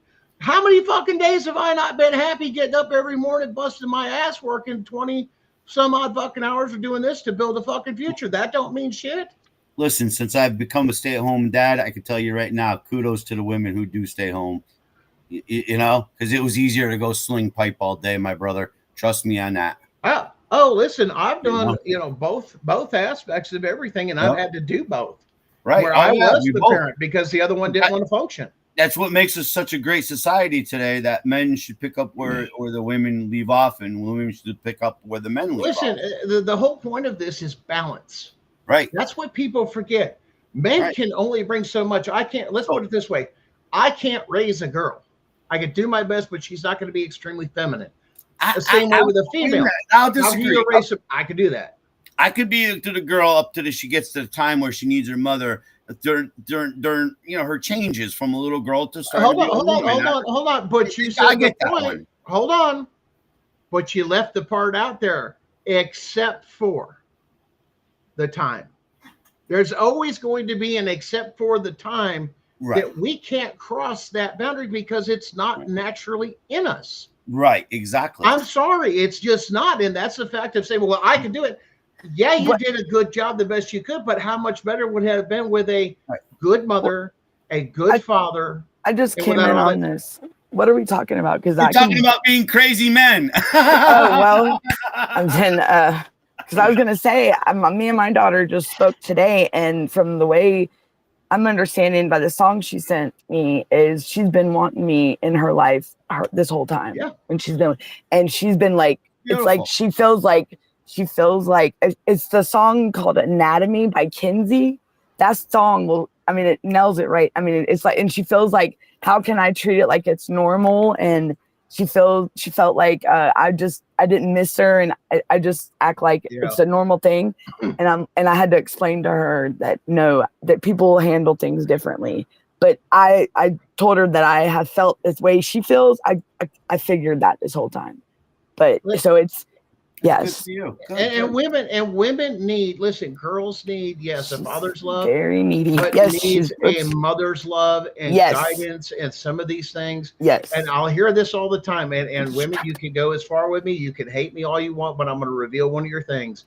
When I get to my children, I get up to the point I get to the point I threaten them and do this and that, but I have trouble following through on the discipline. Yep. Always. I do. I don't follow. Now, I hate it. That. just that's a large percentage, and that has been proven. There are researches and studies for that. Men have a different approach with this. That's why little boys, you'll notice when they get raised by single mothers, they're just so cantankerous. There's no respect. Mother doesn't follow through with this thing, and the boys are just wild, just crazy wild. And then there's no thing. Why? Because it takes a man to raise a man. Correct. Because and here's the reason why. Because there's a part within men that are not in women that we haven't. Just like there's a right. Just like with you women. shut off emotion, right? And we can go to pure logic, and we can make that switch like that women struggle with so much. Now I'm talking. My son is that same way. It happens in the close teen years. Yes, my son has like no feelings. People go from teen to maybe. Well, when we were kids, it went to 18. Then you got the shit, out of your system. You stopped the partying the whole 9 yards. But now you're seeing these kids, 26 years old, poor me shit. Lewis, listen, Renee, you are absolutely right. There are girls that have had terrible examples of mothers and grandmothers. Those some people have labeled those are generational curses. Why? Because they felt more comfortable ignorant. But here's the other issue: 90% of the time, and I'm going to make that number real high for a reason. Why? Because they're ashamed you're going to find out they're a human just like you, and you screwed up when you were a kid, and your kids can't see you anything but perfect. Yeah, that is so wrong. Because we have gotten away from the mentality we used to have, is to learn to raise your children to live in a world by themselves without you. Instead, we are teaching codependency. And all sorts of issues. Listen, I've seen like that Reba McEntire song. You're gonna be what? Like that Reba McEntire song. You're gonna be. That's that song. What you just said. I've seen both men and women. Women lose their mother, lose their fucking mind, or their daddy, and they just lose their fucking. They're off the fucking reds. I've seen guys lose their fathers, this and that, and go off. They don't know what to do because that was the person they always went to. They were never taught to stand on their own and give those hard life lessons, because nowadays, why? Parents don't want to parent. Why? Because the school does it. We send them off to school and we don't raise our children. The society, the society and everything else out there. Or they get this put in their face. Now wait a minute. Can I tell you guys something personal? I lost my father at age 6. When I needed the father role in my life, I looked at neighbors, uncles, cousins that were naturally without somebody telling you that too, right? It's the bond time of them hanging out with me, teaching our family skills, or like my neighbor teaching me new skills, because he was French Canadian. They were into the chopping of the firewood, and you pick up different things from different people. Yeah. But again, I ain't saying guys can't be a daddy's little girl, but we're going to be a softie and we're going to teach them wrong. I mean, seriously. And that's our balance, though. The thing that keeps us, and people listen, I've got both boys. I've raised both boys and girls. And there is a different. Yes, you have that thing of daddy's girl, this and that, and you're with this and that. But at the mama's same time, boy, it's that soft thing. Well, and there are mama's boys that do some of those things. But listen, we've used these words. The other thing that we have to take into account, especially today with everything that's being revealed, is the food that they've been giving us that has been doing that to us chemically. Like we did a report one time on the soybean plant. Right. Well, what do? They just throw everything in there, and it turns into tofu, it's soys and everything, right? Did you know there's a certain section of that plant that when you give it to boys, it creates estrogen and turns them feminine? Yes. And Japan has just released something about 6 months ago on this, as well as I believe Amsterdam did one, the same research. So you are feminizing or demasculating people. Why? So the men are not violent to uprise against society. There is no right. There is no man. There is no woman. We'll be the future of gray society. Everybody will have butch hair. Everybody will have, what I mean, same color eyes or whatever. And people talk about all these, right? And it was funny. I was watching this one thing and going down this rabbit trail with this one guy with AI, robots, and everything else. He goes, "You want to take away everything from women, replace it with man or something else, because then you don't need. Because if it comes down to it, the only thing women have are eggs, and it's the only thing that's salvageable to most men. So now if you're based off of your egg production, and that's all you can sell, and that's all you're worth your entire life, Mm. You better think about this here for a minute, because that's exactly what they're causing.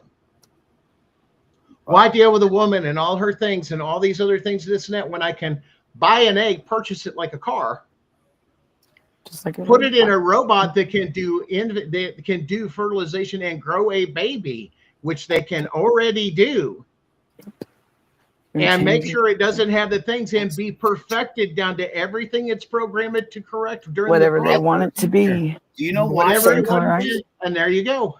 It's the future, because now the government can claim it's for your best interest. Yep, and We're gonna have test tube babies. We're gonna have. They're taking the natural out of everything. That's what they're trying to do. Robotic society. Let's take that sexuality onto the business model, though. Where, business talk business. Right. Women only have so many eggs. Men produce sperm their entire life. Mm-hmm. So what are you saying? You're gonna start clipping us men? No, they put it in the water. What we're saying is, if you decrease and then you can select who is breeding with who, with a population control type thing, even in things like Flint, Michigan, with the water. You don't think that was done for a reason? It was already done. Why did you have to get a blood test in the 60s and 70s? Yeah. Why do you think they're doing that? Is they say it was for matchability or whatever? Now let's look at the flip side of just not that. Let's look at who is the healthiest people in our country. The Amish. Do you realize the Amish they don't have this around. They don't have this around. They don't have birth certificate. They don't have everything. It's in a family bottle. Right. None of that stuff's there. Their fertility rate is through the roof. They're healthy. They don't have cancers and some of these other things, these rare things, unless they're close to an industrial thing that has affected their food chain. The way that they have done it. But here's the other thing. We think that we're protected with grocery stores. Why? No. Because grocery stores, we do this, we do all this other stuff.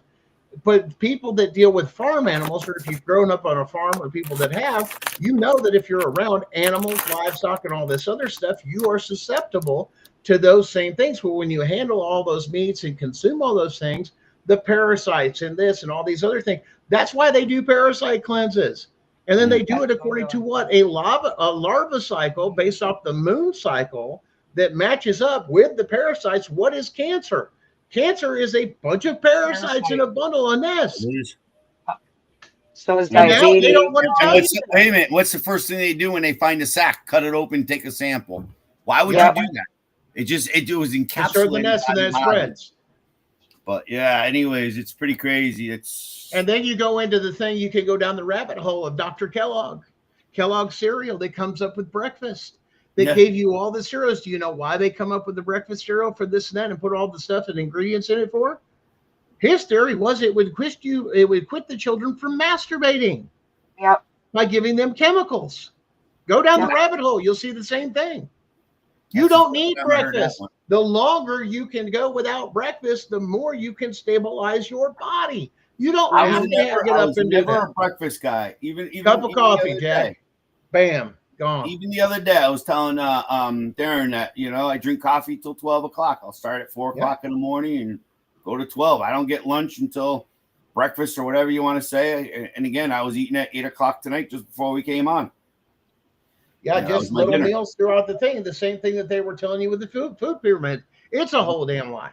Based off of starches and grains, you go through the whole government cheese thing of where they save the dairy farmer and have all the cheese. It's lies and lies and lies and lies. And it's like, you know what? If you would just give us the good stuff and access to it and cut out these middlemen, and some of the farmers are starting to figure this out, especially the people in Pennsylvania where they dumped all that raw dairy and everything that guy had. Well, had he had done it legally, which is a farm share program, to where you technically as the person own the stuff and you get the byproducts of it, you're just paying the farmer to tend for your animals and everything else not in there.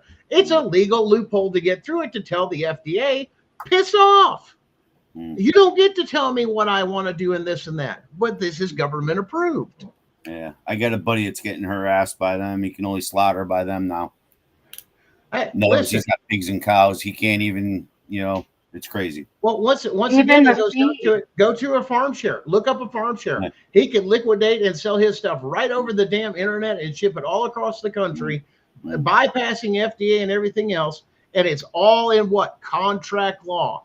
And they can't take and interfere. The government cannot interfere with a private contract between two individuals. Yep. Wow. Bet you, yeah, but they won't tell you that. But wouldn't that also apply now for the ADA? I'm going to hammer you because I've been wanting to talk to you about this. Because you have contract law between the federal government and the disabled person saying, we will care for you. We've promised to ensure your community inclusion. We promise to give you modifications. And here, we're going to give it to the state because the money, they'll best determine how to implement the program, services, and activities. That's why policies and procedures can deviate a little bit from state to state. But once again, it's got to be solidly core back to the if your funding. state is already, and I've made this before, if your state is already, as all 50 are, actively involved in treason and sedition against the people and everything else, what makes you think for one damn second they give a damn about ADA if they're willing to break into your house, violate your constitutional rights, and steal your children? But you know what? They've pacified you so much through organized religion and several other things, because if this was original and back there and we understood our rights, you know what would happen when they cross that threshold with no warrant or court order? Shoot. Say hello to my Second Amendment, because you know why? I fear for my children's safety. Why? Because you want after my children and you made it verbal. I'm here to get your children. I'm here to steal your children. That's why they're coming up with cops now. People are getting educated. Come across that threshold. Don't have that court order or warrant. I'll go to jail for that. And you know what I'm going to do? I'll take it right to a federal court, because I'll get a change of jurisdiction form so damn fast out of your state court, even for things where people are killed, because we have a constitutional rights issue. Right. I don't care if it's a public servant or not. You were required by law, your standard, your minimum standard was to meet the threshold of a court order warrant. How many of these guys can clearly even defend themselves now, let alone know what you're talking about to do? Because again, I tried a federal removal and they sent me back. And again, once again, it's in the paperwork, but I believe there's also some things that needed to be corrected and some mass corruption in a lot of states and federal courts, that the Constitution was being ignored because of this system. Where my feeling is now, if I knew about the ADA, it's clearly an administrative duty. I don't even have to see the court. When that person shows up, where's your policies and procedures, and you're putting them now on the offense that you're not a person to be screwed with, again, where they have to now produce certain XYZ things to ensure that what you're receiving is not discriminatory. But see, once again, there's no oversight. It's all this money. Is why to use the ADA is, again, I think it should be a faster route, because if you notice, they'll say, well, you have to notify us 10 days before coming to court of what accommodations you want or modifications, whatever it may be. But once again, that should be, if that was the case, that should be on a pre-trial or pre-anything form that would be mandatory if it was that serious. Do you have any ADA before any of this starts or anything, or anytime you come in contact with, you know what I'm saying, law enforcement or anything, like, do you have any disabilities or anything else we need to be made known of, or things we need to accommodate for, you know, those type of things. And then it comes down to a lot of privacy and a lot of other things that you end up dealing with, because then it's like, well, here's the whole other point. Why don't you piss off? I would think it's protecting your medical rights. I would think it's protecting your educational rights to your child. Well, then if that was so, and that were absolutely true, then it would be it would technically be a breach of contract to contract, let alone be forcing what they're doing as far as mandatory reporters in all hospitals due to HIPAA. And if that was the case, you have no right to cross that unless you know firsthand, for a firsthand reason, a crime has been done. To go in and steal like they're doing. We broke a story not that long ago, probably a year ago, about nurses coming forward that were stealing babies from people for women that had epidurals, and all they were doing was testing positive for the stuff that was in the epidurals, no history or anything else, and stealing their babies. That's fucking crazy, man. I mean, here, let me give you a shot, run a drug test. That's that I don't consent your sedition and create all that stuff. But when somebody just comes and knock on your door and you have to defend from a false allegation, you know, or in my case, my whole history here is My whole history. You got a here Fourth Amendment in your hospital room. Your Fourth Amendment extends to your hospital room. Well, I was saying at home. I wasn't meaning in the hospital.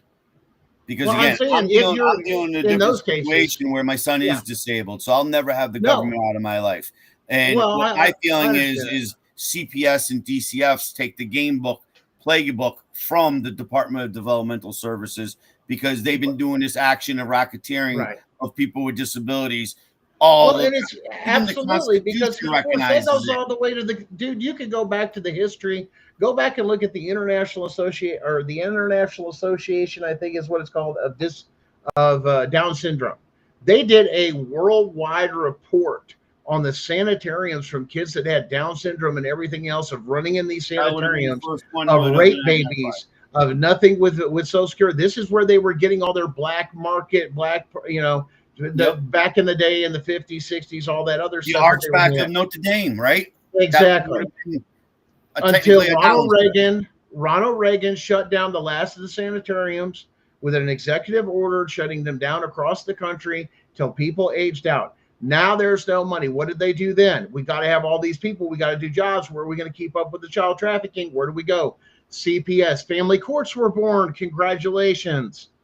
Right. The states created those. The federal government did not. And as a matter of fact, family court is unconstitutional because it wasn't created by Congress. My feeling is that they were mandated in 99 underneath the Olmstead decision to close the institutions. They couldn't send women to the institution, call them batshit crazy, rich man walk off with all the kids, and nobody never heard anything anymore. Well, that was some of them, but yeah, you look at some of the devices. But again, some of the other things that were there, it's a little, but you know. Since again, the 73 Rehabilitation Act, and again, this is where I'm trying to, say that. But see, here's the issue. You just said it. We don't need a rehabilitation anything. We need total abolishment and let your communities take care of your communities and your families take care of your families and put the services now with technology. If you need our help, just click here. Right. It's that simple anymore. We don't need these things anymore. Right. If I need help, I need to be turned around. You know what they do? Because they target somebody that does go for those things. It does need those aids, as we're seeing in all these stories that are breaking about children dying. Right. Why didn't you go help them? Well, the video you showed earlier about the thing, well, drug abuse parents need 2 or 3. Not all these people are drug abuse. They just want money. There's people that will do this for social justice because why? Because I'm black and the white man has kept my people down, and this is my way to get back for my people. They're doing this shit. Right. And now with the court ruling, you can now get reverse discrimination. It does. You don't have to be, if you're a white person like me and have a black person come against you because of your color or call you a privileged white ass as mine did, right? Because I wouldn't cooperate. Oh, I'm sorry. Right. That's called, that's a fucking hate crime. Yeah. I've walked into disability room meetings and a woman stood up, she was a minority, and she says, I ain't listening to that white boy. And the person running the meeting told her to sit her ass down and shut up and listen. And the issue is there's no consequences. You don't know. Jobs are so secure. I meet you guys here. I meet you guys here today. We don't know the torture and torment you go through. And I kind of do represent people who are on a lower IQ scale where they're attacked for their disabilities. And absolutely. All the time. Again, what I believe is going on is now 1 out of every 4 kids are being born with neurological problems. So this is running the door gamut where the government does have an affirmative right to ensure everybody's right. I don't care. I don't agree that they should have the right to kick down your door on a frivolous lawsuit or a frivolous call. But if they hear screeching of a kid getting bloody beaten in a house, absolutely, man, I'll be the first one to kick down your door and go in there and rescue that kid. So again, but see, we didn't have that issue back in my day growing up. Let's put it this way. You know what the cops back in your day growing up, ready back in your day growing up, if your mother was getting beat up by your dad, the brothers it was on like taking your dad out of the field and kicked the shit out of him and told him to leave them damn kids alone. There was other things with this. Church took care of the problems. Somebody's kid, boom. You was gone. They were due to what? They were there to clean up. I didn't see. You know what everybody said? again, I didn't see nothing. Kids like mine, I think, are better off in the public because other typical kids look at him and see him. And if a teacher misappropriately abuses them, then I have, because he can't come home and tell me. You know what I mean? He's come home with black and blues, and I can't figure out how to help. And of course, they deny it. And long story short is, but other kids should come home to you guys and in your nightly conversation, hey, I saw little Joshua getting beat up today by school. And then that parent has the moral obligation to say, you know, at school, this is what my kid's saying. Right. There's too many already mandated reporters. There's no reason in the world that they should just have people come out who and then they have to justify that money that they're getting because look at all the people we've done. They cannot prove because they do not have the clinical experience of not only diagnose and treatment. They don't. How does a social worker have that diagnose and treatment? Well, the other thing that they're going to have to do is, you know, the national standard, according to the Department of Health and Human Services study a couple of years ago, said that 18% of the investigations they did were substantiated. Well, now knowing the information and the evidence that I take and have, I don't even believe that number is less than less than 1%. And there's got to be less than that. Why? Because if you were taking all of them unconstitutionally and you did that, the legal aspect of that is called fruit from a poisonous tree. You're not allowed to adjudicate as soon as you broke the Constitution. But every case now that we have them on paper, that means every case they've ever done automatically is violated, and all the kids have to come back home. Right. By law. Because every case that's been adjudicated, then you go, well, how are you going to prove that? Guess what, big boy? I know exactly how to prove it, and I know exactly where the evidence is, and you can't mess with it. How would you do that? Because we talked a little bit about that today, Darren and me. You know, that people think they're going to make mad money off of this movement or get some kind of retribution. I don't see it happening. I see only change, and I see jobs and pensions. And not where I'm coming from. Again, I don't see how you're going to remedy a 21-year-old child today and reintroduce them to their number one. That's multiple lawsuits. Parent. The only thing I have to prove is that you've been violating the Constitution to obtain children for over a decade, which I can do, and it was filed in my original suit. Okay. Within their own policies and procedures, and it's been going on for over a decade. If you're doing that, the Constitution applies to every single case. So does fruit from a poisonous tree. That means every case you've ever touched for over a decade that you have to go back and trace, which is not that hard because it's all been digitized, and it's monitored by the Department of Health and Human Services federally.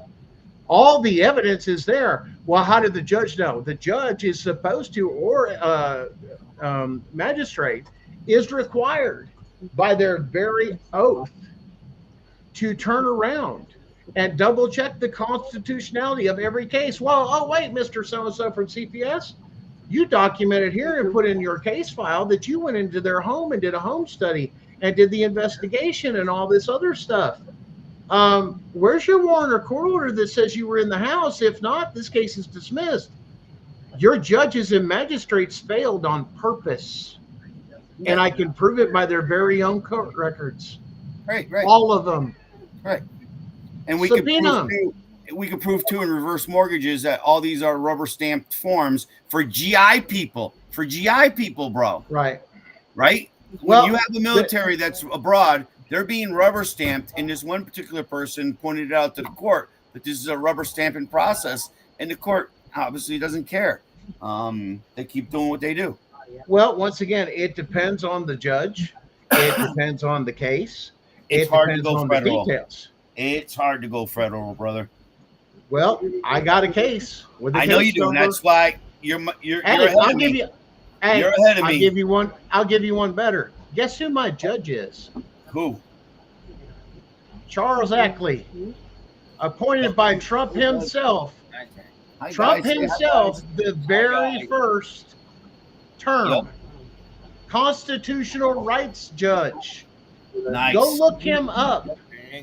He is a purist constitutionalist. He don't play when it comes to the Constitution. Gunner, he's mean as hell. I think shit's going to change. I think they're going to quickly flip the switch and revamp everything, and they're not going to address nobody's right to remedy. No. My thing is, when they flip the switch, the new people that should come in to replace these criminals should absolutely be part of the remedy. You shouldn't. They Let's put it need this to way. go. I think one of the big things that they did today with Trump is saying, hey, let's change that money form like she was talking about. But if we get that away to where instead of the reunification of the bullshit, how about you leave us the fuck alone unless I've broken a constitutional law such as I've hurt somebody or anything, put me in criminal court. Because this is all hiding in civil court. Tutu. I don't care if your Johnny wants to wear a pink tutu. No. I don't care. They're trying to hold. I want harm. Like in mine, they tried to take and do a criminal case in a civil courtroom with no jury, with no due process, or any of these other things. In the worst case scenario, well, we're going to put a restraining order, but we're going to put you on all this. I'm like, you done lost your damn mind. Even it don't matter if you have a criminal charge in civil court or criminal court. You have a right to jury if it has a criminal code to it, right? By law, right. And that's where they were wanting to hang something on because I wouldn't shut up about constitutional rights. I had everything on the Fourth Amendment. I was fully this, and they brushed it under the rug. Yep. The very magistrate, I was the sole property owner of my property. Right. Premarital asset. Fathers magistrate says, you know what? You got to get out of your own house. Right. I'm over here. Well, that's the marital home. But property rights, Bubba. Right. She doesn't own it, and it was premarital. She has no legal right to anything. You just seized my property without compensation or anything else for the court's purposes, and you took it from the wrong person. What you should have done is looked at it, but we assume they're under the old law. Well, it's the marital home. It's not the same thing when you deal with these broken homes and these multiple families and who actually owns property and who doesn't. Right, that changes anything. That falls under your homesteader rights. Right, right. Right. But wait, why do you use those words? Well, that's a common law word. Right. In case all of you didn't know, the Constitution is written in common law, not statutes and codes. Therefore, when you go to a federal constitutional rights courtroom, it has to be a common law or common sense courtroom by law. Which for the Constitution. The two states you'd be looking at is Connecticut and Washington. Yep. They're the two closest that mirror the Constitution. And okay. You wanted some cookies? Statutes. Give me a minute. Statutes and codes don't. And when it comes to a federal court, the first thing a constitutional judge will tell you, I don't give a shit about your state's constitution and codes because they don't matter here. They'll tell you straight in the courtroom. Straight up. FathersWithoutChristmas.com. He was a parent alienation. 2004, I think they told him to lock you. They were going to lock him up if he didn't take down his website. So you imagine that one. He told the story in 2004, and they were going to lock his ass up. Well, somebody came along with some federal paperwork and helped him out, but it was still a 6-month ordeal, and it only pissed the judge off more. And the way to take and make it even better that most of you don't know. As citizens, you have the right to report and everything. Go get your damn credentials for press. Then let them fight that one, Your Honor. You can't put a gag order me. Why? I'm press. I'm international press. I'm actually U.S. press. It doesn't fucking matter. I've got their credentials. You have to abide for it. The Constitution is why? Because it attacked, when they attack those, they attack their own outlets of media to suppress and do this and do that. So if you do for me, that means I can do for your guys and suppress your stuff. They don't want that because that's their propaganda machine. So you can't silence the propaganda machine. Well, wait a minute. It doesn't go. It's one for all. We're all in the same boat here. See, I have the credentials. And all you got to do for half the everybody goes, well, you got to go to school. You got to do it. No, you don't. Go do some stuff, self-educate. And there are all sorts of stuff out there for credentials. Who's saying IFPO, listen, International Film and Photography, IFPO, Photography Organization. It's an international organization. It's nationally and internationally recognized. You can go on there, fill out your category, everything else, and they will give you a number and put you both on the national and international list for photographers, for journalists, all that other stuff. It's a wide brand of everything that you can get your certs on. Now you are First Amendment freedom of the press covered. 100%. All you do is flash the badge. Your Honor, I'm on this. Well, here's the other problem. When you register with them internationally, that makes it an international crime, not just the United States when they come after you. That go to the Hague, World Court for Yep. crimes against the press. Yep. Yeah, it's no joke. But once you get educated, Then you have to get lay. educated and get out there, and these are simple things. Heads of households, fathers. It's easy to go online and just become get your ministry card. Now all of a sudden you can dictate what your religion or your family's beliefs are. Why? You're certified as what? Clergy. Oh, didn't know you didn't know that, huh? Yeah, but we don't have to go. We shouldn't have to go through that craziness of the government.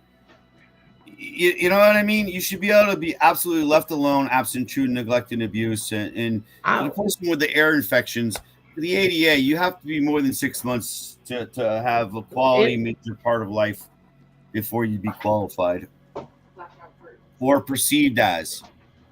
So I don't know. Are they queuing us up to call it quits, or I don't know what's going on?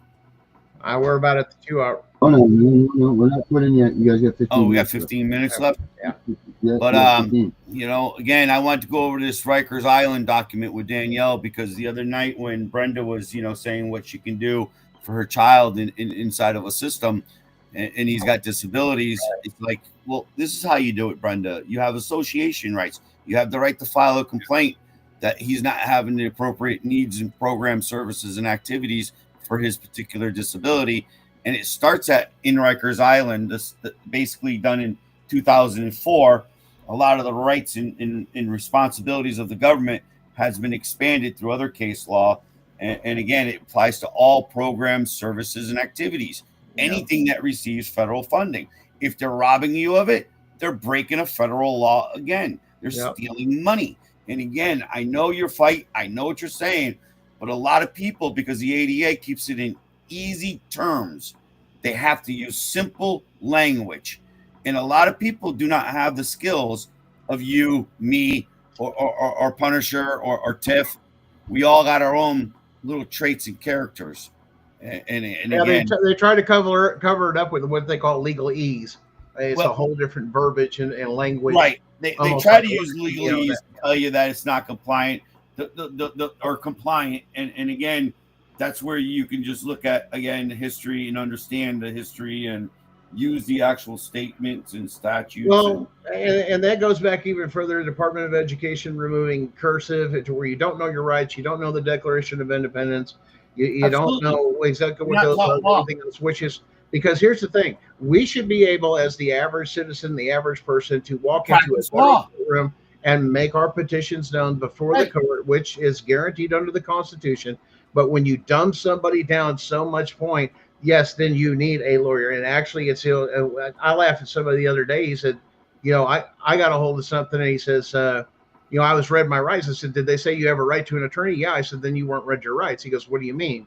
He goes, because that's advertising for advertising for the State Bar Association. It says you have a right to counsel. Therefore, no, you were not given your rights. You were given an advertisement for the local bar association. And turn on, they'll say, oh, well, it's the same thing. Take it to federal court, and you're going to find out it's not, because they're two different terms. Because that's somebody that requires a license. A counselor under the Constitution was never required to take and hold a license. A counselor could be your priest. It could be the head of your family. It could be, whatever it was designed as. You figured you needed counsel to, and those things. No, we're going to put you in this lawyer, and we're going to drain. It's all a psyop game. It's meant to just drain everybody. Well, guys, I'm going to let you take and wrap it up. Punisher, you get a chance, holler at me after the show. Yeah, we have a special edition coming up after this show. You might want to join me on this one. So stay tuned. All right, sounds good. All right. All right, guys. Have nice a good meeting you, buddy.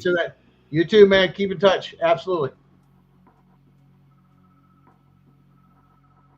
All right. Where's my Danielle? Danielle! Hey, what's up? I'm here. Did you read the brief again? I've read it, and and when we went to I was trying, Brenda, I had to read it a couple times, and she did. Wait a minute. This is the key, guys. I'm telling you, read it once, read it twice. I had to read it. Come back and read it in a month. Is this one that I put up? The what? Um, The Riker land settlement? Is that what you're talking about? no, the Rikers, in Rikers Island settlement agreement. I can send it to you, Derek. I got it right here. I got it on my computer if you want me to bring it up there. And how do I type in the chat box? How do I put it in your chat box, Darren? You can't actually. You can put it in a private chat. I can put it in the private chat. Then you can. You can put whatever you want up on the screen. I sent it to him on Messenger. If he, it's on. I think it's on Messenger. Gotcha. There you go. Yep. It's in a private thing, and then you can post it in the main. I need people to go there and look it up because we had a little bit of problems finding it the other week in Brenda's show. You had to type it in, and and you know what got me was when we called down to Florida. Like, we also use this in reference to like her husband that's in the prison system in Florida, and about the disability rights coordinator, and then the disability rights manager. Like, there's somebody that's supposed to be like a middleman, and they absolutely acted like they did not know what we were talking about. But there is, in Florida, there is for the FDLE with the prison system, that there's something, it's to that effect, but it's not. They were just trying. They reworded a little bit. Yes, but they tried to make it sound like, but they're not even doing it, and that's where. And that's where I'm trying to show that there's another procedural safeguard here that is being overlooked. And Darren, I gave you both. It's the designated responsible employee duties and responsibility, and Rikers Island settlement agreement. And then it's supposed to be like reviewed and everything, like if they're in compliance, and it's definitely not. I mean, we even asked them if they've been in compliance with that. Self-evaluations. And this is what I'm trying to say. 3 and 5. 3 and 5, I think you said, right? 3 and 5. You got 3 every 3 years you have to self-evaluate, and then 5 years to implement the change. Exactly. And it has to remedy for the whole system. So like in Gunner's case, if he's made this claim and he started to claim like I did back in 2008, I'm claiming everybody had protection to call it null and void, beyond to whatever other high words. It's gone. They knew it, and again, they ignored to engage in remedy and address discrimination. Yep. So where I'm saying to you is now you follow up and you go, you're quite wrong. Here's the ADA. You can go back to my complaint that I gave you guys the other day. You just find it through Henry J. Martaccio. Google it until Darren can get some time to work with me to load up some stuff. That's okay. Well, if he needs me, I can get with him, Darren. If he needs foundations, and if you need help with that, by googling my name, Henry J. Martaccio, Martoccio. Google will pull it up. I want you to look at your education, because again, if they're supposed to giving you a reunification program and they're teaching you something, I'm sorry. I believe they have affirmative responsibility, because now they've engaged with a disabled person or perceived disabled person, or your association rights to your child who may have disabilities. And if they're in DCF care, they got disabilities. I don't care if it's trauma. I don't care if it's. My daughter's not even in. Well, it's my 18-year-old, but they're saying she's special needs and she's not. But they're trying to. It has to be known for 6 months or more. Oh no, The language. No, I'm just saying to consider disability protection. Your disability has to be 6 months or longer. Major life activity. So it's got to be like life changing. It's got to change you as exactly. Yeah. So it's got to affect your life and everything. They'll describe it. It will show their administrative duties. So now you can go to the 800 block, right, of their administrative duties and write back that prison. No, you're quite wrong. You're supposed to have compliance was 1990. So tell me what's going on, guys. I want job description of you, who I'm dealing with. I want to know your authority. I want to know what your training has been for the ADA. I would like to see your policies and procedures that you have done from 1990 Brenda. to now. Do you understand? So now you're sitting there saying, "Oh, wait a minute." Well, she called and asked them if they had it, if they had those kind of people. This is not freedom of information. This is called effective communication. That's right. Brenda. Because you're speaking on behalf of a disabled person. Right. Now, Gunner, his theories, yes, you have to be skilled. I'm giving this guy mad blessings. He's got some skill. So doesn't Darren. You know what I mean? You guys got mad skills at the federal level. You didn't wake up one day. Well, again, the ADA has publicized it. They've given the technical guidance. They've given the technical assistance. They can't screw with you on this. No, but that's where it's go nowhere. Well, you're wrong. Now you're going to CHRO. Or if you got the cahoons, you just do the federal removal. Because I'm sorry, they have to address her problems of discrimination of her child at the federal court faster than the state court. Than Gunner's case. They have an affirmative responsibility for speed, and this is why the designated responsible employee, because you can't just, like they do with us in our parental rights, and just say string you along for a couple of years and see whether or not they can break you. No. If you do not give me my effective tools to be managing society as equal and the same to somebody who has no disabilities, how is that possible? Right. Hence the speed period. Hey. They have to be timely. They have to give strictest scrutiny and prophylactic protections. Right. And they got to do it in the right. I know those are big words, but again, those are words of the court has no higher obligation. Nope. They have none on the face. They don't have to deal with anyone but the disabled, because they're funded for it, and they're funded in a way that, again, the 504, because that's your rehabilitation aspect when you're saying to the parents. So I just think it's a major loophole, and I think it's better in all the case law that I've read is when you, again, we talked about earlier tonight, she mentioned the report from Connecticut that DCF doesn't even know where 25,000 kids are. Right. How's that possible? How is that possible? No transparency. You want to piss off somebody. What are they putting down for the data for these kids? Like, are the kids Darren, scroll down in our thing. Darren posted it. It's a Connecticut OIG report. Okay. Our legislative report. Office of Inspector General. Right. Which, again, you can go to Connecticut General Assembly. You'll be able to get into everything. And again, I recognize this as being a fact that they did break down per state too. Connecticut had the balls to break down other states, which Connecticut is good for that. Dumping, we're the best.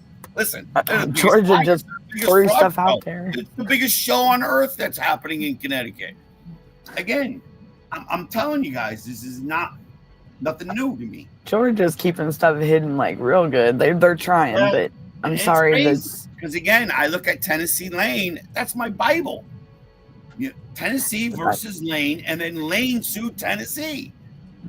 There's so much that gets your effective communication. Yeah. Now the courts have an effective communications because we, the taxpayers, build it. Does that mean your attorney doesn't have that same effective communication right? He's the only one that can practice and make money in that courtroom. And they're working all together in court. So again, then we have the American Bar, right? That supposedly we're there to protect people. And they're just as bad. So again, you look at their policies and procedures and you dig in and you start business profile, billing fraud. With the mandates of their affirmative responsibility.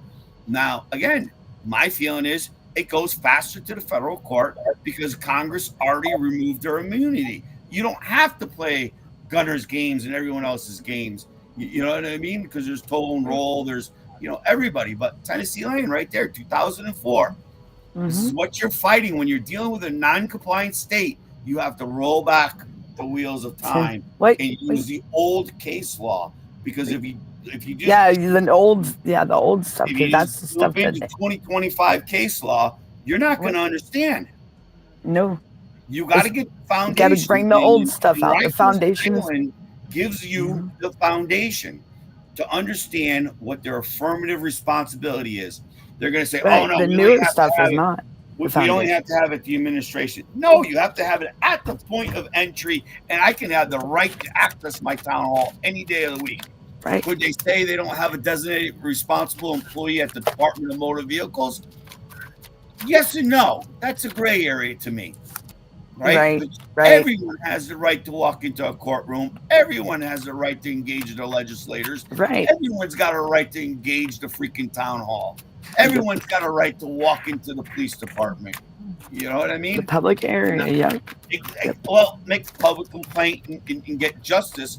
Because again, 200 years ago, we had the Horsemen's Club that would go out and get the stolen horses.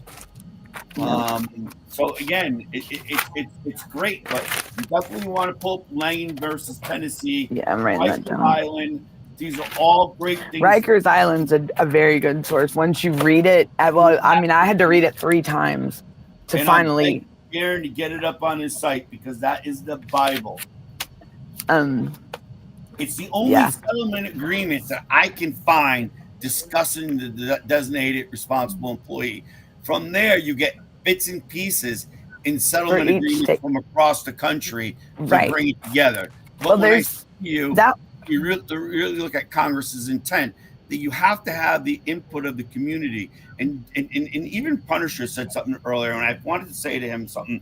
If they're not taking in the disabled community's input, then how are they passing laws and making new laws for all? How are they implement? Yeah, because how do it's they? not being.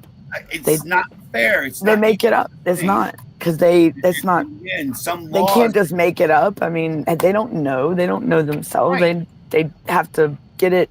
We the people, like our real stories. Real. I mean, that's what I say. I mean, but they're not they haven't listened to nobody.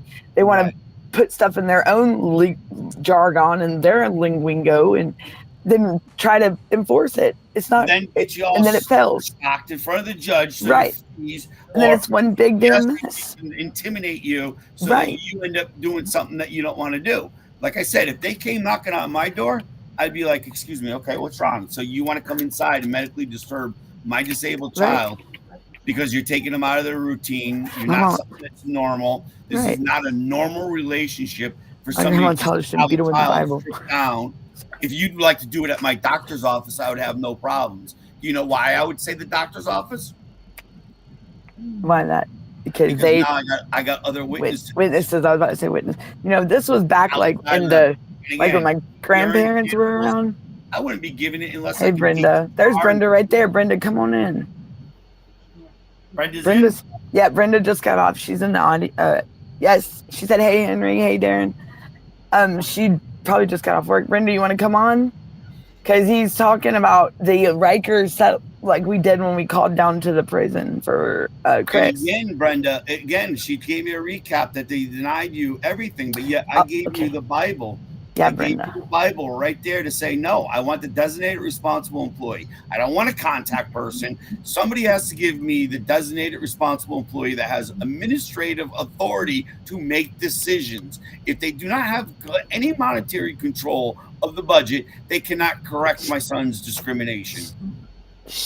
They acted like I have to let her tell you it was funny. They acted stupid, like really, like they were just dumbfounded at her coming at them like this and questioning them. Well, she's like, I know you. I'm telling you, and then you file now from there. Again, this is a recap of our conversation today. So-and-so, whoever I dealt with, that you told me that there is no designated responsible employee. I've asked you for your self-evaluations. I give you the statute numbers. I give you, you know what I mean, the transitioning numbers. I give you your I'm getting it, Brenda. Sorry. Whole administrative everything. And then I show how your son is being discriminated against by denying XYZ under statute USC. Do you see what I'm saying? It was like 107B. If I remember right. Yeah, it was 107. Yep. That's a very good, strong one. Yes. She had all the 130. Wait, 131. Right. Yeah. Yeah. Again, I don't know if Brenda heard, but again, Brenda, please Google my name and you'll see education. So if your son is being taught something in this institutional setting, I'm not going to call it a prison. I'm not going to call it a jail. I'm going to call it what it is. It's an institutional setting. Yeah, it's an institution. Well, you know, you do know her. She also is there not reform there? Is there not reform? So again, we would hope there was, but no. If he's got a disability, a cognitive disability, wouldn't you want addressing and ensuring that he's being reformed appropriate in his way of learning? And that would meet his his special needs, mental capacity, need for space, need for room, need for because there has to be special accommodations maybe extra time, outdoor time. integrated, maybe take longer to eat dinners and lunches because of he's got some kind of That's why a lot of kids get removed sometimes, is because they say the parents can't meet the needs for the child because of their You condition. know what the school's idea of Nathan eating was? He had 25 minutes to eat. My son takes an hour. Are you serious? On average to eat. On average, an hour to eat. And they said 25. He's a jerk around boy. He likes to dick around. He'll put a Oh, little yeah, bit my of food son. in his mouth and he'll run back and forth. Oh yeah, my son will try to take it all in at one time, like, and he'll kids like that too. even the apple and everything, like he'll eat down to the core. He'll eat, where the parent took away the pizza because they said it was going to make it cute. So again, this is where but we're talking more again. My lineup of people, developmental disabilities that would be happening too. Thanks. But I'm not saying that there ain't people in jail, because I think there's a lot of people in jail with developmental disabilities. There is. They have nowhere to put them. Why? Olmsted says you can't put them in the institution since 1999. So they get kicked to the street. They live under the bridge. It's a recycling system. And they get, rinse, rinse, you destroy. Yeah, they, because like with my son, when he turned an adult and when we got him home, he was having withdrawals from the psychotropic meds they were giving him out there, and then just cold turkey, they sent him home with us. I mean, they don't send him home. We go out there and get him. We went and got him, and they just, because they shouldn't have had him. And the way his whole demeanor was changed, even the physical appearance from what he looked like. I mean, and just that quick, and all his labs were off and everything. And it's like they did that purposely, and they had him so over, and it's just, that's trauma to him, But I mean, he's good now because he had to get all that out of him. If the cops came to your house along with DCF agents, how come you guys are not arguing this?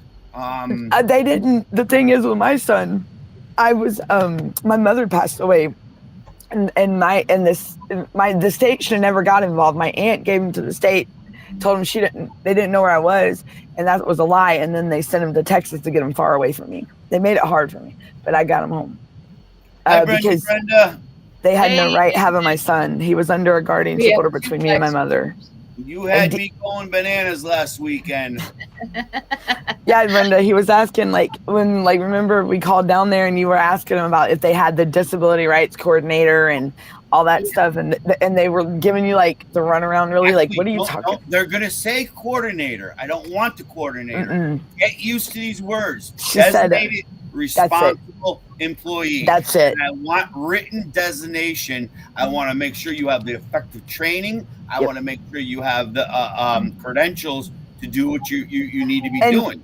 She also asked them if they had the information available for the inmates, available for them for this type of stuff, and they couldn't even tell her that. But I know her. What did Chris say to you about that? He said there wasn't nothing back there, was there, Brenda? Do you realize within 25 feet of walking into the building, they're supposed to have legible sign that says who your coordinator is?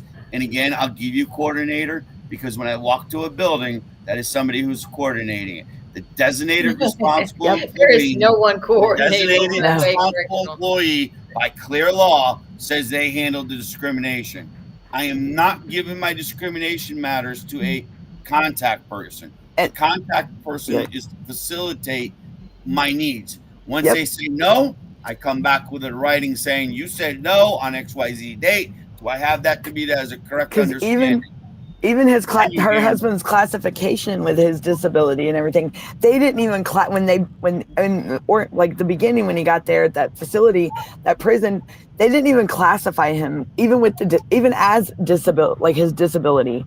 And even in Florida, there's a certain way. As part of my accommodation, I would be requesting your forms, your intake forms. I would like to review for compliancy of the American Disabilities Act. So she can request for that for him? Absolutely. As part of Did you hear that, Brenda? As part of her. That's where your answer is. That's everything, Brenda. And again, do not let them fool you on FOIA. This is effective communication.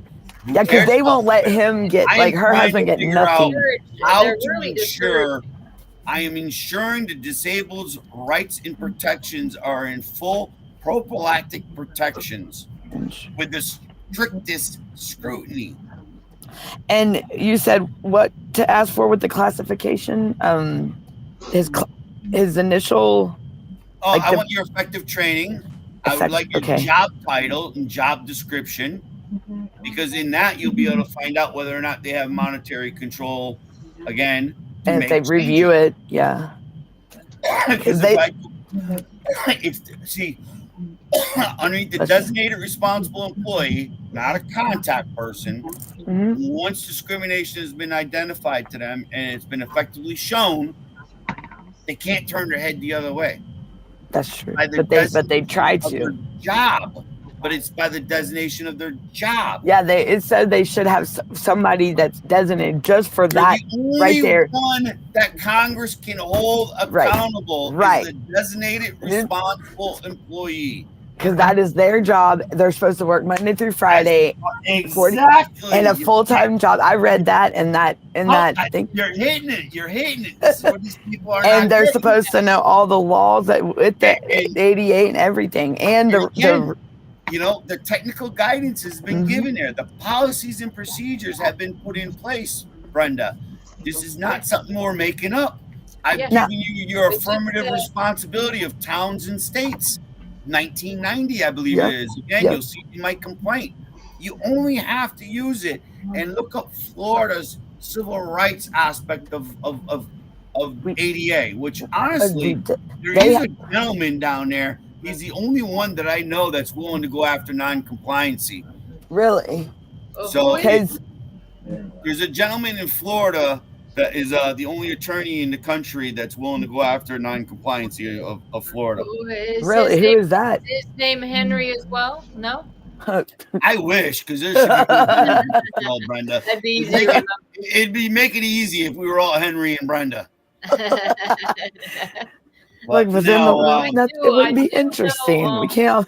Yeah, you're gonna have to not Google it. I think the way I ran into him is underneath Google, and I sat there and I did underneath ADA Title II attorneys administrative duties. Put in something like that, and again, you'll come up with an attorney. He was a gentleman, and again, he's a well-refined gentleman. I'm not putting him down, but of course, like everyone else, the first thing is they want money. Right? You said ADA Title II attorney. Like, what did you say to look up? ADA Title II civil rights attorney. Civil rights. You could try that one. Okay. Florida. Then after that, put in administrative duties. That's what it was. Florida. Okay, so understanding disability lawyers. Let's see.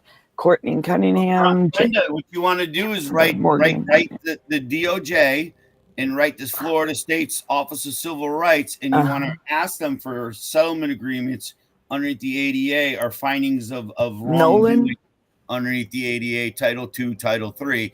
But you might as well grab Title I because you might catch something good in there. Again, Title II allows me to jump to Title I, to Title III, to Title IV, to Title V, Title VII. Where do you guys want to go with this? Title IX, any Indian Welfare Act, anything that brings the disabled greater protections. I'll show you what, what a fake. They're trying to put it on my daughter, which that's my oldest daughter. Who cares? That means as long as they design a program that's appropriate. They don't get people today. Oh, I don't want them calling me disabled. They've already called you disabled. Right. Jesus Christ. She don't even know. She didn't even know it's my again. Some people don't.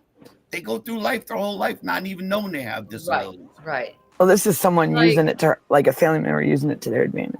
Let it be all the way from OCD to again. I think my neighbor was nuts. She would get up at 4:00 in the morning and clean her house. Mm-hmm. You'd see a piece of dust, she'd freak out. And again, it's what makes us human. That's what's beautiful about you, and everyone else on the list. We're all different. If we were all robots, we'd be done. What is she trying to show us? Support 4D. You know what that is? That's child support for me that they're trying to come after, that went from non-TANF to support 4D, and I have no idea why. It's because I can tell you right now, and that's my daughter. That's not even in, like, they're still coming after me for that. And it's like 40 grand. I've So $10 a week until you get into court and you can prove that this was fraud. Right. Oh yeah. Well, I mean, I haven't even signed an order like that because I'm the one that opened up child support on myself when I had to graduate this drug court program, and I've been paid up and everything, but I don't support 4D. That's not even. She's not even ever been in foster care or anything. Like she was with. You hear my first show with the young lady about the pot, and I use pot as a prime example. Yeah. Again, this is what we're talking about. Refute the medical. You have to refute the medical. So when you go down there to make your complaints about what your son's needs are and your husband's needs, then you have the medical documentation. And again, how did the intake forms not include it? Right. How can you not see somebody's medical problem? And that is true. Did you hear that, Brenda? How the intake forms not have it on there? So like with Chris's, his intake forms, you got to make sure it's documented there. If it's not, why in the hell didn't they? And so that maybe that's why he's not getting this, and this, and they just. That's the thing is, like I pointed out. It's all got to be documented. Even though what the judge sentenced him to at this, sentencing, then once we got the paperwork to that, it didn't add up because it wasn't checked off that he should be in a facility to help him with his. They're totally looking past his disabilities. Well, again, in my opinion, you said two different things going on. Right now, I want to protect your child in the institution. If you want to go back and look, and this is what I was trying to convince Gunner in saying, look, if somebody perceived you as disability and they didn't give you your procedural safeguard, they didn't tell you can ask for modifications and what modifications apply for your particular disability, have they approved? I'm not an employee. I don't tell you what my disability is. I don't come up with. So you don't have to tell them. I don't know what you have for federal funding. I don't know who you have for hired skilled people who have been effectively trained. Do you want effectively? These are key words. Trained. Effectively. That's the thing, and it makes me think of my daughter too, because she has autism, and then they put her in a foster placement that was supposed to help her with what she needed help with, because she can't comb her hair, and do this basic hygiene. And supposedly this lady was supposed to be giving her all that. Well, come to find out, my daughter was being abused in these deplorable conditions, and to me it doesn't make sense that the Department of Children and Families, they're responsible for that. Absolutely. And this is where your IDA law comes in, and I hope Punisher's still listening. You say IDA. You got an effective goal right there that you want to have her at 90% of the time capable of brushing her hair. Why isn't DCF, while the child's in that custody, giving them the appropriate goals of program services and activities? How are they measuring the goals? How are they achieving the goals? What are the even come up with are those supposed to be done monthly? It's called a parent planning meeting. Who's come up with those ideas of goals? I'm still the parent. I haven't been terminated. Right. I wasn't my input taken. When are you going to start cross-training me? Because any tool you use in the school, it's supposed to carry over to home life. And I believe it's not home life. I think it's community setting. It's community setting. My son. Setting. Yep. So again, if these guys are reunifying you guys and putting you back with your children or whatever, again, or I used an example last week. You can't make a bed competent enough for me. Well, wait a minute. I thought there's a new study out that says you want your bed open so as you sweat all night, that sweat gets to evaporate out of your sheets during the day, and you're not crawling into some mold infested. Yeah. Right. You're right. Again, you wake up in the morning. I never understood that making your beds. I never understood it. Yeah, me either. Yeah, I'm a jeweler. I'll be the first one to admit it's got to air out like this. When I sleep and I snore and Been Does that guilty. make you a bad parent? No. Again, how does that? Where's the harm? I snore, not him. And there's a more than likely, and he is now that he's 21. He's got the mild snore. My son. When I say I can snore, ladies, I can take the foundation right off. Come on, people like, what the hell's wrong? You need. I've tried CPAP because I can't do it. Oh. So you got my mom was. Year-old Henry? Excuse me? You have a 21-year-old? Yeah, I have a 21-year-old boy, and I'm fighting with the Department of Developmental Services. You know, it's been ongoing. They want to wrap. That's how old my daughter is too. And they terminated my rights back in what is it? The beginning of 2019. My rights were terminated. Took her kid back. It was 2018. Yeah, it was 2018. By 2019, I was trying to fed up with their shit. We watched the video earlier, and they mentioned how Washington and 13 other states, and this is my idea, is to see how they overturned it and if the ADA was used at all. Because if the program, services, and activities weren't given to you, you weren't given a procedural safeguard that you had ADA rights. Wasn't informed at all. Did you ever sign off on any procedural safeguards? Hell no. If they have to give it in school, why ain't they giving it in DCF program, services, and activities? Yeah, my daughter, they said that she was supposed to be getting speech therapy. Well, it wasn't until I went to see her after my rights were terminated, come to find out, she's like, Mom, I've been waiting for you.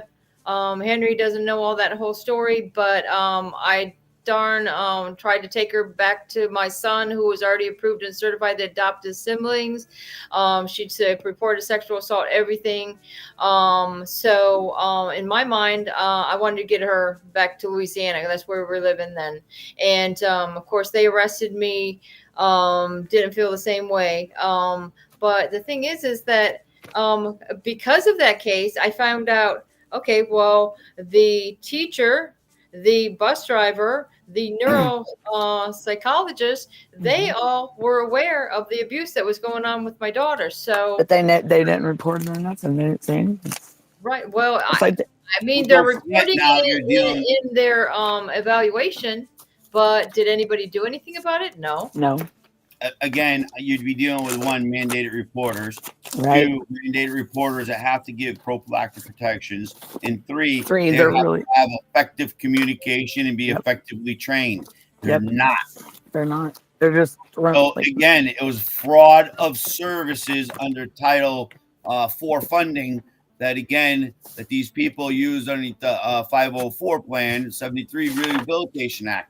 You don't have to go no further. Sign it in a goddamn crayon. Mm-hmm. Done. I wish we have a teacher that comes by every now and then in the audience, and I wish he would come by and talk to you, because I bet you he would learn a lot from you, Henry, because he's not a hero, guys. I just dug in, and again, I had a teacher, and again, we all have it. And I'm only passing on what's been passed to me. Right. They're sharing the knowledge. Without you using this, because we don't have to talk like Gunner. We don't have to. I respect this guy. I want to be in his shoes. You guys don't understand. Because I'm playing the constitutional fact. If Congress came along, because of the ongoing history, and they can prove the Constitution was to never include the disabled community back then. Yes. Disabilities were a lot less. Yes, we know from the writings of the Bibles. We know from the writings even of Egyptian times. It's way less. Down syndromes and genetical passed down traits were more common. Now we're seeing is more of a neurological problem. And I agree with him. Look at the Amish study. Look at the monkey study. Go to ageofautism.com. Pull down any study you want. That's going to be factual study. Well, like my hands doctors. And again, I'd be looking at any kid that's in the care. And again, I'd be asking them, again, I ask for CAM therapies, complementary alternative medicine. That means basically I want to treat my son with vitamins, strip him of the wheat, strip him of the soy, strip him of the milk, and see where I'm at for base data now. And that's really what did it. Yes, it was hard to break the yeast connection. Yes, man, the doctor had gluten and all that. give him nystatin. Yes, we had to use chelation to get rid of the heavy metals and detoxify him. Like that yellow that clock, huh? done. Once we set the clock, the kids stop suffering and go. And it's not a cure, guys. I'm not telling you. Just like any idiot that thinks we're going to get reform and But we're it all going to helps. get our kids back and we're all going to get millions of dollars for the damages done. I'm sorry. They're going to remedy this as quiet as possible. I And just it'll want be the one or two kids to be. people. And God bless if it is Gunner. Do you see what I'm saying? If he gets the bless and he brings me change, I'll even kick in an extra $5 because now I can go back to a normal life. Right. You see But what you I'm know, saying? it's right. But We all want the same thing. Being normal. Right. We want the kids to stop being picked on. The The kids to next stop being, generation. yeah, The next generation. that's America's future. That's the future. Absolutely. The That's future my is, next president. and what do we want for our kids? Nothing but the best. Nothing but a stable life, a happy future, a bright future. And they're absolutely just like trying to take that from them. It's like it's all in power and all about greed, and fuck the money. You know what I mean? Sorry, pardon my French, but that's how But it it is. It's not about money, dude. The damage, you can't give me enough money to damage my child. No, they can't. And again, there's not enough money in the world for it. And again, and no money's gonna again, you fix guys that. didn't hear in the beginning. I belong to a couple of groups. Brenda, you want to come back and you want to watch the video. There is change happening. I happened last Thursday. I belong to a few groups, and again, one is, and again, Darren, you never gave me permission because that's why I started jumping in on you guys, you Hunter. I always want to say Hunter because there's a Hunter I know. His name is Gunner, right, or Hunter. Yeah. And again, there's a Hunter, GI Joe too, but this Gunner's got it beat because he's a Sparky, and plumbers and Sparkies never get along together on the job. Right. He's electrician, yeah. Electrician and plumbers. That's right. I can vouch for that. Really good war. Yeah, exactly. Plumbers against electricians. That it doesn't match, does it? There's a plumber right here. There's a plumber. He said plumbers and electricians are not. I said, right, they don't. You drill right through your pipe and mess it up. I did not know you just throw a wire through a tip pipe. Do what? That's just being an asshole. He said that's now if they do that, that's just being a butthole. But that's the whole point. Plumbers and electric Sparkies don't get along.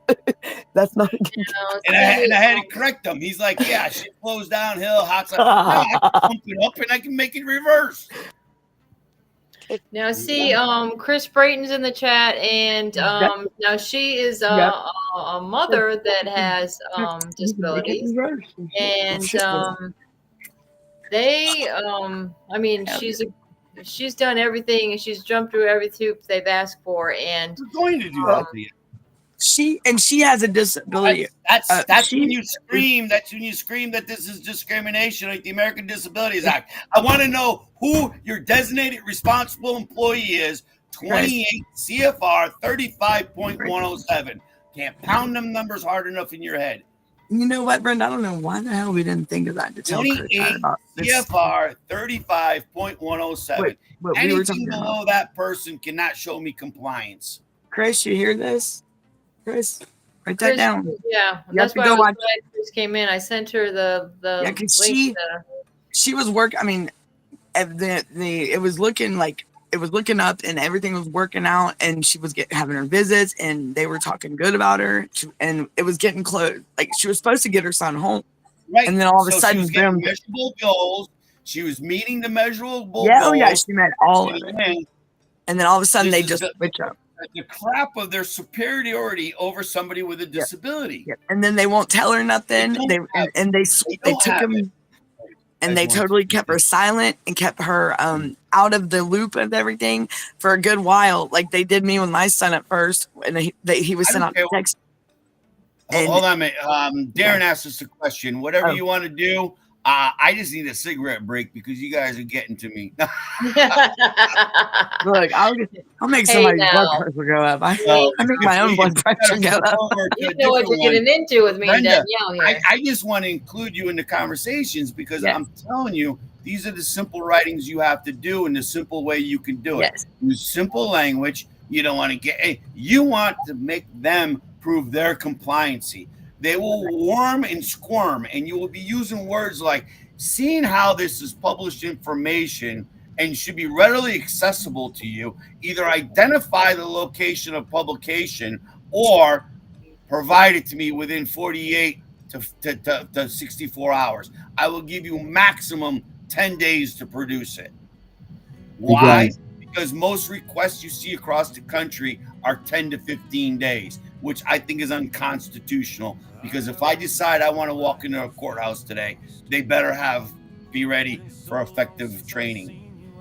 Hey guys, I got a special report that I've got to do right now. So why don't we take a break and then we'll come back. We're bringing back Brenda, and then why don't you guys have your panel on there? What do you think of that, Brenda? Oh, yeah, do it up, man. If you want to keep going for a little while, yeah, I'll keep going. Let me just yeah, I'm going to do this special. Now you got me freaking out. I'm just looking at your chat, the private Chris chat. needs to come back and watch the show definitely because she would. Hey, do I use the same link? Are you going to kick us out or?